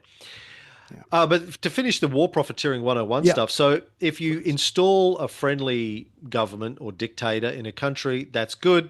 You Hmm. also then get to spend 10 years rebuilding the country, and we provide aid to Halliburton, rebuild this poor. right? Yes, you Yeah. heard of them. And again, a lot of that turns into aid, which again is just money that goes from taxpayers to the Treasury, from the Treasury to American corporations, which is a line of credit to these Exactly. countries to say, hey, you want to get our shit? You can have our shit. American Exactly. companies get the money, CEOs get bonuses, their stock Oh, price goes up, everyone's happy, investors are happy, et cetera, yeah. et cetera. And The you only started person not this with happy is the taxpayers who don't right, own and stock the in those dead, companies. and the And dead. Yeah. yeah, Yeah. Well, and you started this entire thing with win-win. it's a win-win. And by Exactly. the way, Yes. Yeah. you if you kick the guy out Hmm. and bad guys take over the country, um, Bonus season, baby. Sorry. oh, then Yeah. you need to go to war with them after a while. And it's the The look cycle on your starts a face. lot. The cycle starts all over again. Like, oh, it's like Saddam. Right? Saddam Oh, was our friend for 10 years. 10 And then we're years. like, you know what? Fuck that guy. Fuck that guy. Bad, He's a he's a brutal bad guy. dictator. He was using chemical weapons in Iran. Can you believe Son of that? a Really? bitch. Who's selling the Oh, chemical weapons? Shut we up. should Don't find, ask. we should, Yeah. Shh. Don't ask those questions. Anyway, where it's a were we? win-win. My point is, Right? this whole thing about, oh, they didn't think far ahead and far enough ahead and winners and losers and blah blah blah. It rarely, and like the only time there was blowback on that is when the Mujahideen became Al Qaeda, and then they did the 9/11 allegedly did the Allegedly. 9/11 attacks. I still haven't Yeah. seen Who, evidence who for in the that. fuck knows? Yeah. Well, And we might never know. just Yeah. to remind people, when the 9/11 attacks first happened, and some journalists interviewed uh, motherfucker turban guy. I can't even Oh, remember, it was so long ago. God. Looking right at uh, him. Tall, skinny guy. yeah, the head of Al Qaeda. Jesus Christ, Yeah. could have Moose. been in my Oh, notes. oh, oh, fuck. It's Yeah, coming. Osama bin Sorry. Laden. Thank Oh, you. there we You were going to go. say President Obama. Yeah, President Obama bin Laden. He said, he said, and there was video of this. He was like, I don't know anything about it, but I think it's great. Yeah. Congratulations, but got nothing to To do with me. whoever. I wish it did, but it had nothing to Yeah. do with me. I'd love to take credit. And then they blamed it on him. Yeah. So he got credit. So he got Yeah. credit for him. Yeah. And then they shot him in the Anyway. head without him getting a trial and threw him in the ocean. Oh, God. Anywho, Yes. if Where so, were that we? was the only blow. But even that, all right, a few thousand people died in New York. Big fucking deal. Whoop-de-doo. Has the military-industrial complex had a fucking payday as a result of it for the last 24 years? Yeah. Fuck yes. Only, yeah. So Yes. unfortunate, collateral damage, blah, blah, blah, blah, blah. But the military industrial congressional complex, by the Yes. way, who came up with the Yeah. term military industrial congressional complex? Was it Eisenhower and they took out the congressional or something? I'm trying to Yes, remember. President Eisenhower in his last And speech. yeah, and who would know better than the president and a former general who Yeah, ran the massive war in Europe? He's like, no, trust me, I know what I'm saying. If anybody's yeah, qualified to talk about this, it's this. It's me, yeah, and we didn't yeah, listen. yeah. Back in 2007, Seymour Hersh, again, Yeah. Pulitzer Prize winning American investigative journalist, broke the Abu Ghraib torture scandal and the My Lai massacre and the Nord Stream blowing up, said it was the Americans that blew up Nord Stream. But back in Damn. 2007, Uh-huh. he wrote an article in the New Yorker magazine where he claimed that the US has also taken part in clandestine operations aimed at Iran and its ally Syria. A Mm-hmm. byproduct of these activities has been the bolstering of Sunni extremist groups that espouse a militant version of Islam and are hostile to America and sympathetic to Al Qaeda. Hirsch said that the US government sources indicated that the Saudi government, with Washington's approval, would provide funds and logistical aid to weaken the government of President Bashar al Assad of Syria. The Israelis believe that putting such pressure on the Assad government will make it more conciliatory and open to negotiations. Right. Syria is a major conduit of arms to Hezbollah. A former Mm. high ranking CIA officer told me the Americans have provided both political and financial support to Qaddam. The Saudis are taking the lead with financial support, but there is American involvement. Qaddam was one of the revolutionary leaders. So, Right. going way back in the late 2000s, they were funding Sunni extremist Al Qaeda linked groups in Syria to try and put pressure on Bashar to Mm-hmm. negotiate with Israel over Hezbollah. Right. Now, General Wesley Clark, retired general of the United States Army, spent 34 years in the US Army, got lots of military decorations, honorary knighthoods, Presidential Medal of Freedom, was a Supreme Allied Commander Europe of NATO from 1997 to 2000, I had an affair. Go ahead. maybe qualified. Right. A bit. A bit. Look, I had all those jobs as well, but I'm not trying to compete here. In 2007, he gave a talk Right. where he said that, well, he said, I'll play the clip in a second. He said, not long after 9/11, he went to the Pentagon and was shown a memo that said they were going to take out 7 countries. Let me Mm. play the clip so you can hear it Right from his after own 9 mouth. 11, about 10 days after 9 11, I went through the Pentagon and I saw Secretary Rumsfeld and Deputy Secretary Wolfowitz. I went downstairs just to say hello to some of the people on the joint staff who had used to work for me. And one of the generals called me and he said, "Sir, you got to come in. You got to come in and talk to me a second." I said, "Well, you're too busy." He said, "No, no." He says, "We've made the decision. We're going to war with Iraq." This was on or about the 20th of September. I said, "We're going to war with Iraq. Why?" He said, "I don't know." He said, "I guess they don't know what else to do." So I said, "Well, did they find some information connecting Saddam to Al Qaeda?" He said, "No, no." He says, "There's nothing new that way. They just made the decision to go to war with Iraq." He said, "I guess it's like we don't know what to do about terrorists, but we've got a good military and we can take down governments." And he said, "I guess if the only tool you have is a hammer, every problem has to look like a nail." So I came back to see him a few weeks later. And by that time, we were bombing in Afghanistan. I said, "Are we still going to war with Iraq?" And he said, "Oh, it's worse than that." He said, he reached over on his desk, he picked up a piece of paper. He said, "I just got this down from upstairs," meaning the Secretary of Defense's office today. And he said, "This is a memo that describes how we're going to take out 7 countries in 5 years, starting with Iraq and then Syria, Lebanon, Libya, Somalia, Sudan, and finishing off Iran." I said, "Is it classified?" He said, "Yes, sir." I said, "Well, don't show it to me." So Jesus. they made a Sorry. decision they were going to take out all of these countries a long, long, long time ago. Now, Yeah. out of the 7 countries that Wesley Clark mentioned, several have gone through regime changes Mm-hmm. since then. Iraq, obviously, 2003, 2004 invasion. They removed Saddam Hussein. Right. Um, uh, what's happening there now, kind of chaos. It's not a very stable country as a result. 20 years later, it's still completely chaos there.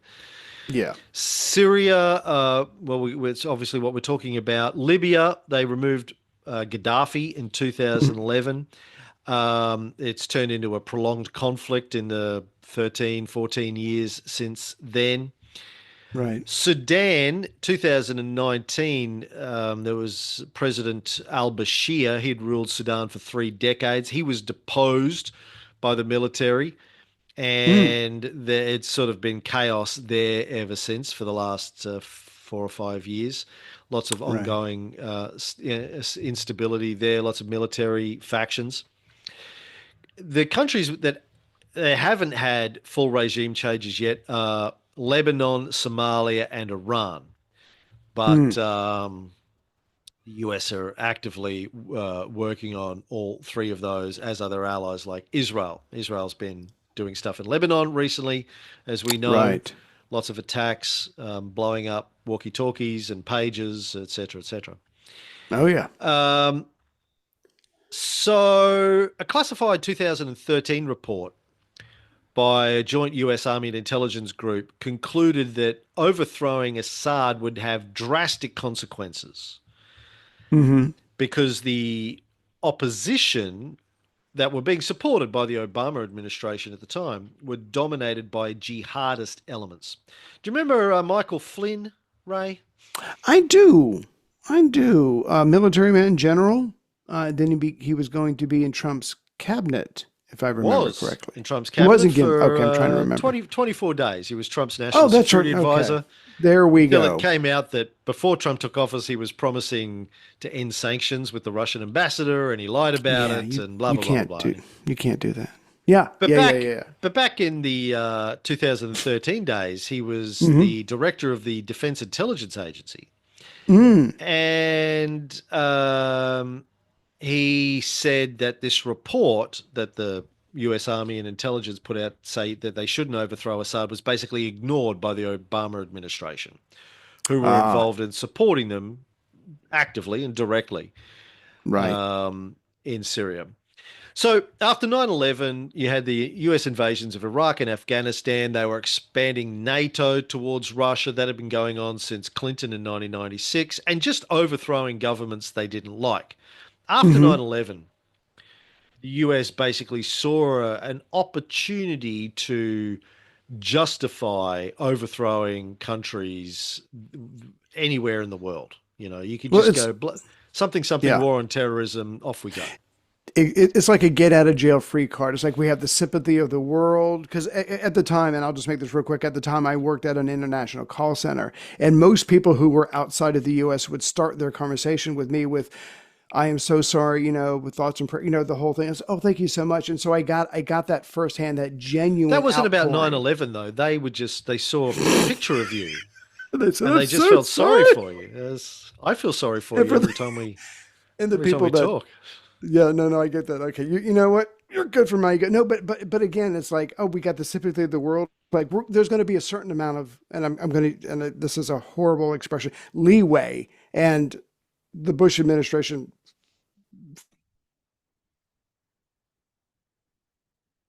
fucking ran.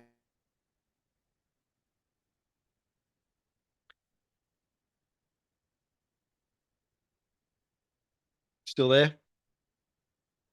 Ah, dude. What happened? You just froze up. Yeah, so did you. So sorry. Okay, you're back. Yeah. Yeah, and then Obama came in, and the US got some new international credibility, but then just kept overthrowing governments. Yeah. It was a prettier face on the same kind of thing. So in Mm-hmm. 2010 to 2012, there was the so-called Arab Spring, Mm, which, if you only knew what you got from the Western media, was just all out of the blue. People in different right. countries in the Middle East decided to overthrow dictators and all We rise want to be up. free. And yeah, Yeah. Yeah. in reality, they were US engineered coups. US and their allies engineered coups. Right. Um, Doing the they groundwork. they had been working since 9/11 and before that, as we've Mm-hmm. seen, going back decades, working to fund and support directly or indirectly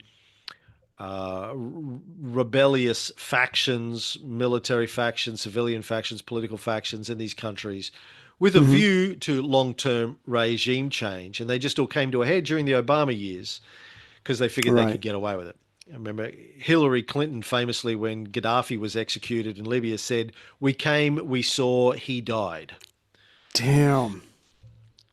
Damn. And Getting the married to that. Syrian Civil War broke out in the middle of the Arab Spring, 2011.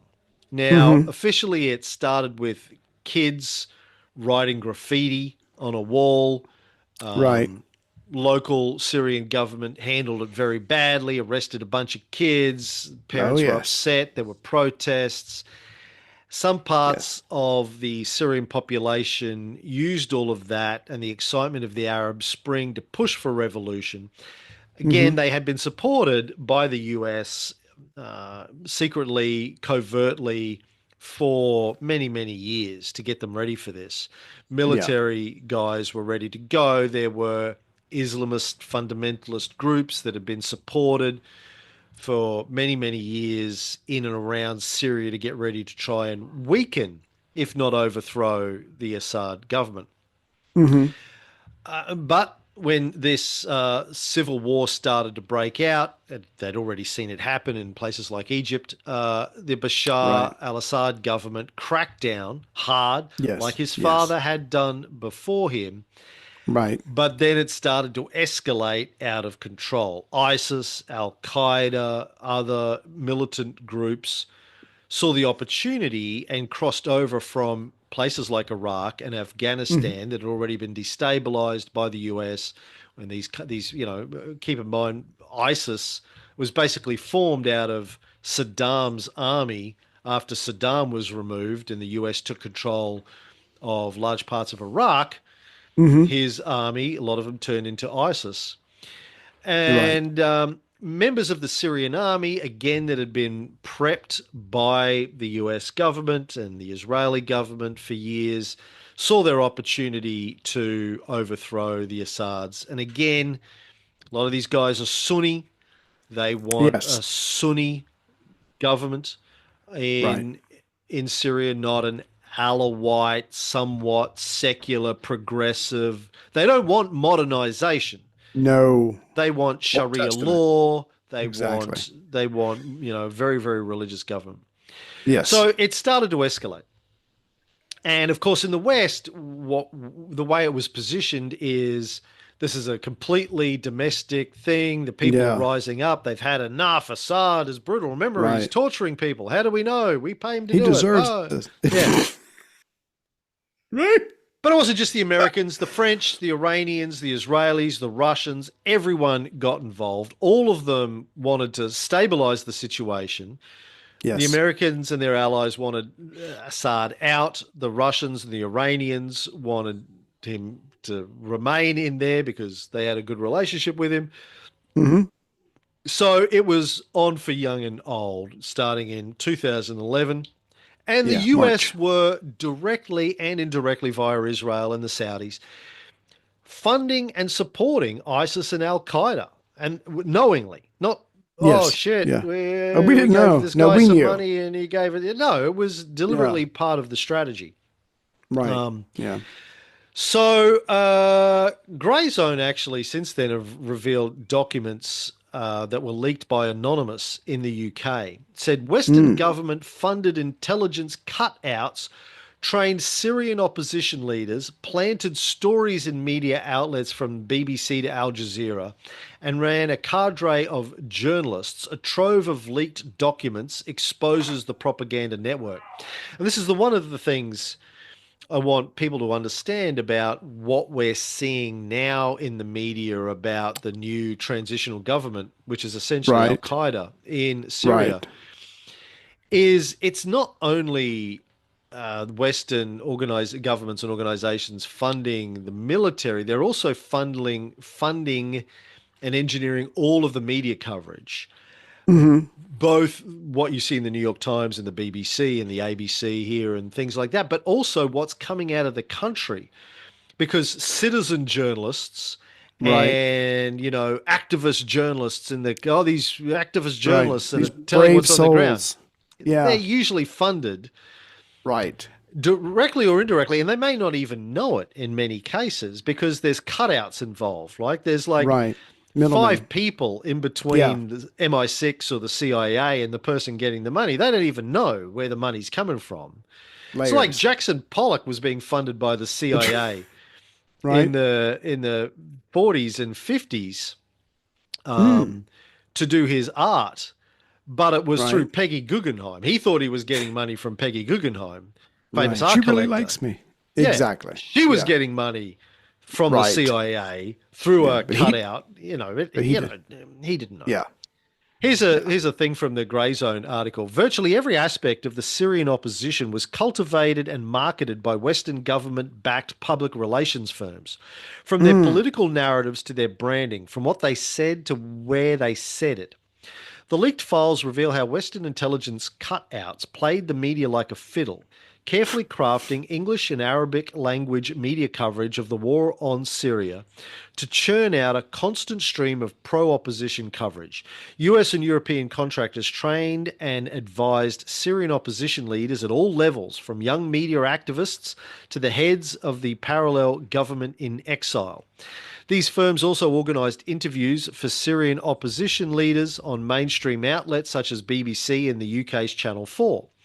More than half of the stringers used by Al Jazeera in Syria were trained in a joint US UK government program called BASMA, which produced hundreds of Syrian opposition media activists. Western government PR firms not only influenced the way the media covered Syria, but as the leaked documents reveal, they produced their own propagandistic pseudo-news for broadcast on major TV networks in the Middle East, including BBC Arabic, Al Jazeera, Al Arabiya, and Orient TV. These Wow. UK-funded firms functioned as full-time PR flacks for the extremist-dominated Syrian armed opposition. One contractor, called Incostrat, said it was in constant contact with a network of more than 1,600 international journalists and influencers and used them to push pro-opposition talking points. Another Western government contractor, ARC, crafted a strategy to rebrand Syria's Salafi jihadist armed opposition by softening its image. ARC boasted that it provided opposition propaganda that aired almost every day on major Arabic language TV networks.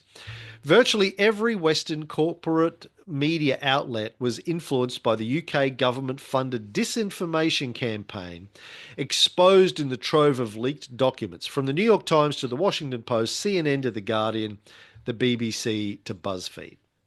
Jeez. I'm not picking on Fox, but that with their slogan, "We report, you decide," the spin is already in. I mean, you're going to come to the conclusion they want because they're already telling you what, point of view you should have Yeah. if you're a loyal American or British or whatever. Yeah. And again, for people who don't know, this idea of having Western PR companies involved again goes That's way back. that's evil. That's straight up evil. But I've sorry, told go ahead. I've told this story many times, but if people who weren't around or weren't paying attention, Hmm. back during the lead up to the Iraq invasion, there was a girl who got up in front of the United Nations and in other places in the US and told this story about how she saw Iraqi soldiers in hospitals in Kuwait throwing babies out of cribs and out of windows so they could take the cribs back to Iraq, and people were horrified and they were up in Right. arms, and it was used by the Bush administration to help justify the invasion of Iraq. It was covered in all of the Western media and treated like it was factual. We found Right. out years later that A, the girl was the daughter of the Kuwaiti ambassador, which had never been said before, and Right. B, that the story was a lie, and Yeah. C, that the whole thing was organized by Hill Knowlton, a major US PR firm that the Kuwaiti government had on retainer to Yeah. craft PR stories to convince Americans to support an invasion of Iraq, even though, as Wesley Clark said, Iraq, well, actually, this is going back 10 years earlier, right? But, if you know Yeah. the story behind Iraq's invasion of Kuwait, the US basically gave it the green light, and when they did it, went, "Oh my God, they invaded No Kuwait." shock, Yeah. gasp. Yeah. Anyway, So there's no truth. Go ahead. PR companies involved in spinning and prepping all of this. Yeah. And the US, as I said, was supporting and funding Al Qaeda all through it. Now, there's a well-known email from Jake Sullivan, who is still, as at the time of recording, the 10th of January, for Right. what, 10 more days, the National Security Advisor to the Biden administration. Right. But back in 2012, he was working for then Secretary of State Hillary Clinton. Mm. And there's a line in this email where he says, Al Qaeda is on our side in Syria. This was a private email that Right. got leaked with the Hillary email leak during the 2016 presidential campaign. But, Hmm. they believed that Al Qaeda was on their side and they were funding them directly and indirectly through various Right. channels. So that's been going on. So Yeah. Syria Civil War went quiet for a few years. Hmm. Trump came in, it sort of got quiet, it eased off. It looked like they'd sort of won. The rebels controlled certain areas like Idlib, but there was sort of, it was a quieting down of things for quite a Hmm. few years. Right. Um, and it was sort of on a low boil for 4 or 5 years there. But Right. then in January of 2022, not long before the Russia-Ukraine thing blew up, China and Syria signed a memorandum of understanding in Mm. Damascus that Syria would join China's Belt and Road Initiative. Right. And I think that revamped the whole thing for America's urgency to get rid of the Assads. Gotcha. You don't want Syria part of Belt and Road. They're doing everything they can to destroy the Belt and Road Initiative, Hmm. to destabilize it. I mean, it's really Buckley's chance of stopping it, really. But they're doing whatever they can to try and stop China Yes. stitching up a new trading bloc, economic bloc around the world, and having Syria involved in that, which was going to make economic opportunities for Syria, new economic opportunities with China, Oh yeah. something they didn't want. So they started amping up their game over there to things have been quiet, but Hmm. they had still been working behind the scenes with all of these rebel groups and rebuilding them, rearming them, retraining them. Now, one of Jesus. those groups was known as Al-Nusra. They were a branch and affiliate of Al Qaeda, Hmm. but then they rebranded Oh, good. in 2017 as Hayat Tahrir al-Sham, or HTS, as they're known, Right. Yeah, let's go because with that. no one can be fucked saying all that. And they just became the government of the country, this Yes. former branch Lightning. of Al Qaeda. Lightning strikes. Yeah. Yeah. Yeah. It's led by a guy whose name is Ahmed al-Shara. He's the emir of Hmm. HTS. He used to be known by his nom de guerre of Abu Muhammad al-Jalani. Right. Hmm. Now, they've been the most powerful rebel faction in Syria for the last few years, and Hmm. up until a couple of weeks ago, were designated a terrorist group by the United Nations Security Council Things and by the change. United States and all Right. Western countries. Yes. But then they changed their mind and go, you know what? Yesterday's terrorist is Not tomorrow's scout hero. scout troop leader. There we go. You There know, we go. you say Yes. terrorist, I say I say. terrorist. Um, Freedom fighter. Right. Al Yes. Shara was born in Saudi Arabia, actually, to a Syrian family from the Golan Heights, which is where his nom de guerre came from, Jolani. Right. He was a young man when the 9/11 attacks happened, sort of 18, 19, was a big fan of the 9/11 attacks when they happened. He Hmm. was interviewed by PBS Frontline in 2021. It's a very long and quite a good in-depth interview. And he said at that time, first of all, anybody who lived in the Islamic world, in the Arab world at the time, who tells you that he wasn't happy about the 9/11 attacks would be lying to Yeah. you. because Yeah. people felt the injustice of the Americans in their support of the Zionists, their policies towards Muslims in general, and their Mhm. clear and strong support of the tyrants in the region. Wow. Yeah. So he went and joined Al Qaeda in Iraq, fought for a few years as part of the Iraqi insurgency, and then was captured and imprisoned for about 5 years in Damn. various prisons, American prisons in the area, including Abu Ghraib, Camp Right. Booker, Camp Cropper, Camp Taji, and these are all famously brutal prisons, although he said he wasn't brutalized.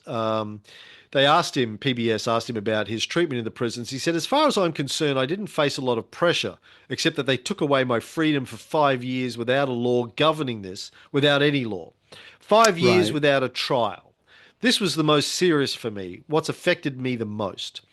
As for others, there was the scandal of Abu Ghraib. And then after the scandal of Abu Ghraib, it continued. The torture of certain people, not everyone, the coffin, waterboarding, and similar methods. They Mhm. existed and continued. And sometimes they sent detainees to secret Iraqi prisons. The Damn. Iraqis, the Shia, and Iranian militias would be the ones carrying out the torture to interrogate them and get information. Excuse me. The Americans then come in as saviors after the information is extracted, and they treat Right. them in the hospital and take them back to a regular prison. Gotta love that. It's a Hey, smooth system. you Hey, stop you leave him that alone. That's torture right. over there. Come with I am me, here and to I exactly. will. Yes. Let me He fix you said, up. inside the.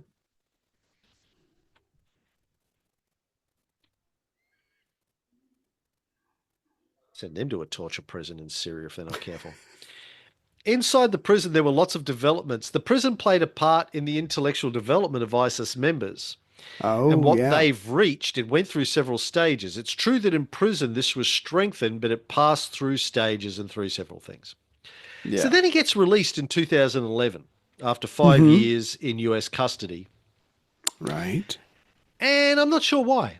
Like, Just, yeah. there's I couldn't find any explanation for why he and other guys like him were Right. released. Who released them? That's Who authorized the release? right. The why. They Yeah, like you said. they Yeah. were just released in 2011 when the Jeez. US was funding Al Qaeda and ISIS to start a Syrian insurgency. Ooh. He gets released. He Right. immediately goes and rejoins Al Qaeda Yeah, he's in pissed. Iraq initially, Right.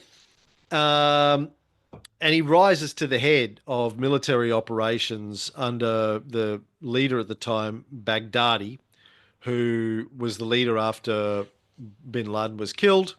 Mm-hmm. Later killed himself and his two children. Detonated a suicide vest when there was a raid where he was by the United Right. States. Yeah. And he was in Syria at the time, and he killed himself. Anyway, Mm-hmm. so Syrian revolution sort of starts. The US somehow, for reasons unknown, release Iraqi ISIS Al Qaeda guys who go and rejoin Al Yeah. Qaeda, Oh, and then he gives Baghdadi a mission statement that he wants to go and build Al Qaeda in Syria to take part in okay. the war against Assad, and he does that. So he goes and creates the Al Nusra Front in 2012, Mm-hmm. part of Al Qaeda to take part in the civil war, and does that for like 6 or 7 years, and they were listed as a terrorist organization by the US. $10 million Mm-hmm. reward leading for information that led to his capture. They had him, Um, but okay. Yeah. and Never mind. then he took over the country, and they said, you know what, reward, schmreward, But nah. which sucks because I was trying to claim it at the time. I was like, I know where Right. he is. Yeah, He's yeah, in yeah. Damascus running the government. Can I have the $10 He's in the million, dollars, palace. please? And they Exactly. went, nah, Nah. Wait. New deal's off. That leaf. was yesterday's New $10 million leaf. reward. Today Exactly. it's. Yes. Yeah. And now what's happening is they're trying to reposition Al Nusra and say, well, look, they cut ties with Al Qaeda Oh yeah. Yeah. and he's reformed now. You He's see, wearing his suit. he's Look at the wearing a suit. suit. Look at He's that. not Yeah. wearing a headdress anymore. He Right. just looks like a normal. He's still got the Exactly. terrorist beard, but apart from if he look, That's if he yeah. went through, Five security at an years. American airport, we would Oh, pull him aside. Yes, but in apart a from that, second. he just Right. looks like a normal down Businessman. businessman. Looks like a good guy. Exactly. Yes. And we have hope and faith that he can turn that country around. God bless this man. I don't know. I don't know. And in his PBS Frontline interview in 2021, he said all Right. of this right stuff. Oh, look, the terrorism, the murder, the blowing up of civilians. Yeah, look, that was a lot of fun for a few years, but now we don't like That that was, stuff anymore. that Yes, was I the liked young me. 9/11. Yeah, that was, Yeah. I was young, I was crazy. What are you going to do? We all went through a punk period. I was listening to I had an heavy metal, earring. death metal, Same I thing. had, Yeah. knuckle tattoos. I grew out of it. I was listening to NWA, fuck the police. But then, I grew out of it. I But again, matured. and this is why I told the Yes. PR story. So these Right. guys, he went through the PR training, Western PR, we have to assume. That's why the PBS Frontline interview was set up. By the way, there was still a $10 million award on his head They when could have he just sat down with the PBS journalists and grabbed they him. didn't Yeah. claim it. No, I'm Um, shocked. they've been prepping this thing for years. It wouldn't have just been him. It would have been a whole bunch of these guys that they were prepping Right. to, Backups. if they took over, to be the Western friendly face that you can put at this. And the US and the Allies, when they took Damascus and Assad left the country and went to Russia last Hmm. month, they all Yeah. acted surprised by it. Oh my God, look at that! Whoa, we didn't see that Yes. coming. Truth be Exactly. told, they planned the whole thing. The Telegraph in the UK interviewed another rebel commander who told them the US had briefed them before the government was toppled to Get get the ready. fuck. Right. This is a bit from the Telegraph. It said British and American trained fighters in the Revolutionary Commando Army, the RCA, used to be a record label. Now they're a Syrian revolutionary group. A group Funny. aligned against Islamic State, were told this is your moment in a briefing by US Special Forces before Assad was ousted. In the first indication that Washington had prior knowledge of the offensive, the RCA revealed it had been told to scale up its forces and be ready for an attack that could lead to the end of the Assad regime. They did Wow. not tell us how it would happen. Captain Right. Bashar al-Mashadani, an RCA commander, told the Telegraph from a former Syrian army airbase used by Russia on the outskirts of the city of Palmyra. We were just told everything is about to change. This is your moment. Either Assad will fall or you will fall. But they did not say when or where. They just told us to be ready. US military commanders in Syria ordered the advance to prevent remnants of ISIS, which occupied much of the northeast of the country until its defeat in 2019, taking advantage of a power vacuum if Assad fell. Right. Senior RSA officers said it indicates not only that Washington knew about the offensive led by HTS, which toppled the Assad regime on December 8th, but that it had precise intelligence about its scale. In early Damn. October, Captain Mashadani and his fellow commanders said American officers at Al-Tanf brought the Abu Qatab Brigade and other units under the joint command of the RCA. The RCA's ranks grew from about 800 to as many as 3,000 as a result, he said. All members of the force continued to be armed by the US and to receive their salary of $400 a month, nearly 12 times what the soldiers in the now defunct Syrian army were paid. Wow. As That'll the do it. offensive began, RCA forces fanned out across the eastern desert, taking control of key roads. They also joined up with a rebel faction in the southern city of Daraa that reached Damascus before HTS. Captain Mashadani said the RCA and the fighters of HTS, which is led by Syria's interim leader Mohammed al-Jolani, were cooperating, and communication between the two forces was being coordinated by the Americans at Al Tanf. See, never give up. Hold on to your dreams. I think is the lesson here. Israel, of course, had been deeply involved for years as well. Haaretz reported back in 2018 that Israel discreetly funded and armed at least 12 rebel groups in southern Syria. Now, this Wow. is the great thing. Like, America, we hate Al Qaeda, but we're funding them Right. and training them to look Western. Israel, fundamentally opposed to Sunni fundamentalists. Like, you cannot get more Diametrically opposed. than Sunni fundamentalist groups, but Israel was funding them. Hey. Um, it's one of these Yeah. things which like was just the enemy of my enemy is my friend, etc., etc., etc. Exactly. Now, outside of the mainstream media in recent years, too, the US have been boasting about how much of Syria they controlled. Let me Mm. play a clip. Here's Biden's appointee to the Syria study group, Dana Struhl. She's like in the State Department somewhere, I think, these days, talking about Right. how much of Syria the US military owned.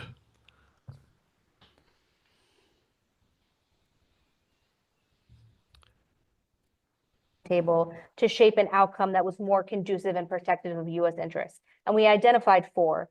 So the first one was the 1/3 of Syrian territory that was owned via the U.S. military with its local partner, the Syrian Democratic Forces. Now, this was a light footprint on the U.S. military, only about 1,000 troops over the course of the Syria Study Group's report.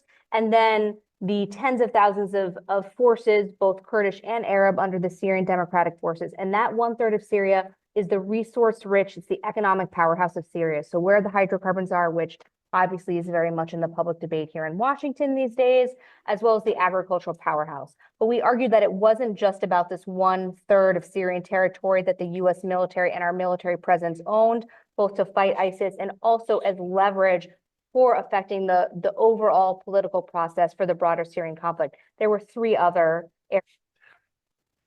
Mm. So she's talking to some, political group.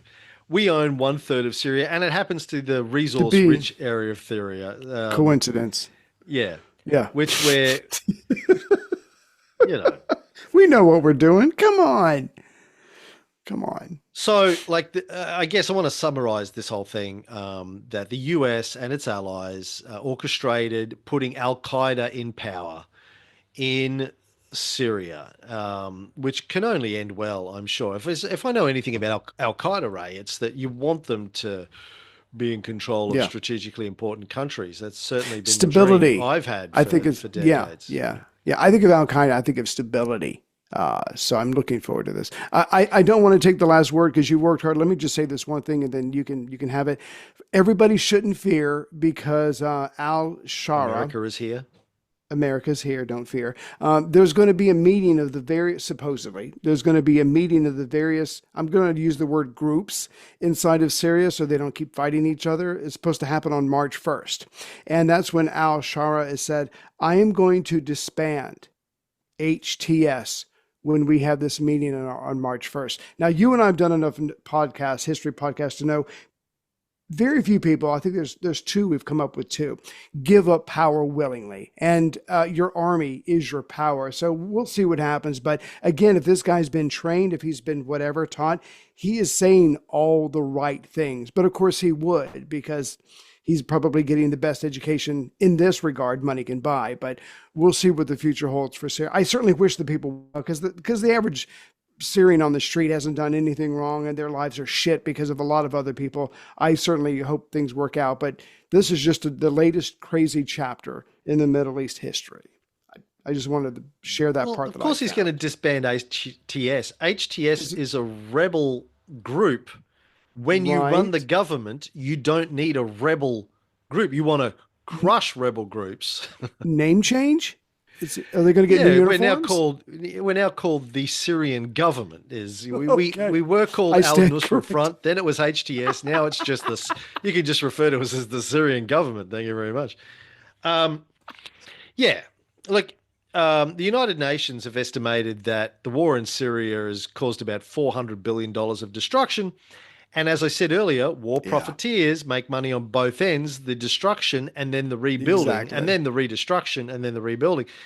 So, like this is all good here. Now, the US does have sanctions in place against Syria, which Biden just signed in for another Yes. 5 years. It's called the Caesar Act, Oh, I and like that. it's supposed to prevent reconstruction funding even for Syria. But obviously, now that Assad is gone, that will disappear Yeah, quite quickly, I'm sure. And and, American and Biden's companies will about be to be gone. making shit Yeah. tons of money out of rebuilding Syria for Al Yes. Qaeda.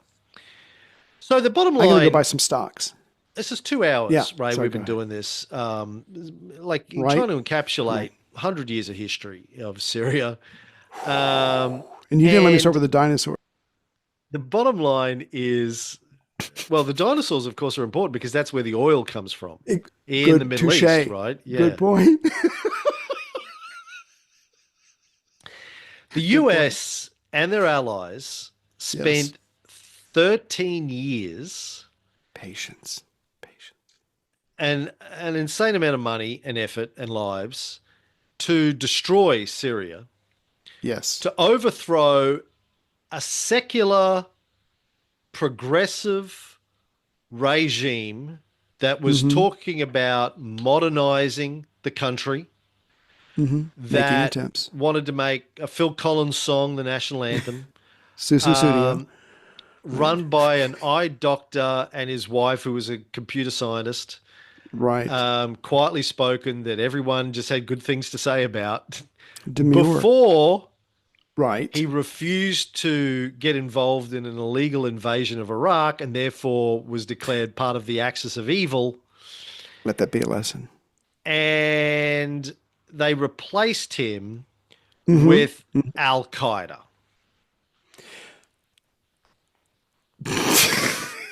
There are no words. USA. No, don't put that on there. Now, that's not the version of events that you're going to get in the New York No. Times, but No. Or MSNBC. that's essentially the Yeah. the bare naked version of the story. Exactly. And they did it to weaken Russia, weaken Mm-hmm. Iran, strengthen Israel, Yeah. and strengthen, the US's control of the Middle East, and Exactly. just generally to strengthen. So, the gas pipelines that Russia and Iran controlled that ran through Syria Yeah. will either not run through Syria Right. or will run through Syria with extreme penalties and, tariffs I put on them or whatever. I think fees. I think we're looking at the word fees. But Yeah, yes. Yes. if they haven't already been destroyed in the process of the Civil Exactly. War. So anyway, Yeah. they will be built. There will be new pipelines built from Qatar to Turkey. Mm-hmm. You watch what happens if this government does survive and doesn't get destroyed by factional stuff, because obviously Right. ISIS is still there, Al Qaeda is still there. Russia and Iran aren't going to stop trying to put a friendly power in place there. So Yeah. how stable this place ends up remains to be seen. But if it does remain stable under the control of Al Qaeda, you will probably see American friendly interests announcing gas pipelines, oil pipelines, Mm-hmm. resource digging deals being done, strategic business deals to control telecommunications and reconstruction and building let's make Syria great again. I don't want to use the word hero, but we will go in with the mentality of hero. We said this like an hour and a half ago, whatever. But again, it's always true. The great game never stops. And that, my friends, is the bullshit filter for January 2025. Assalamu alaikum.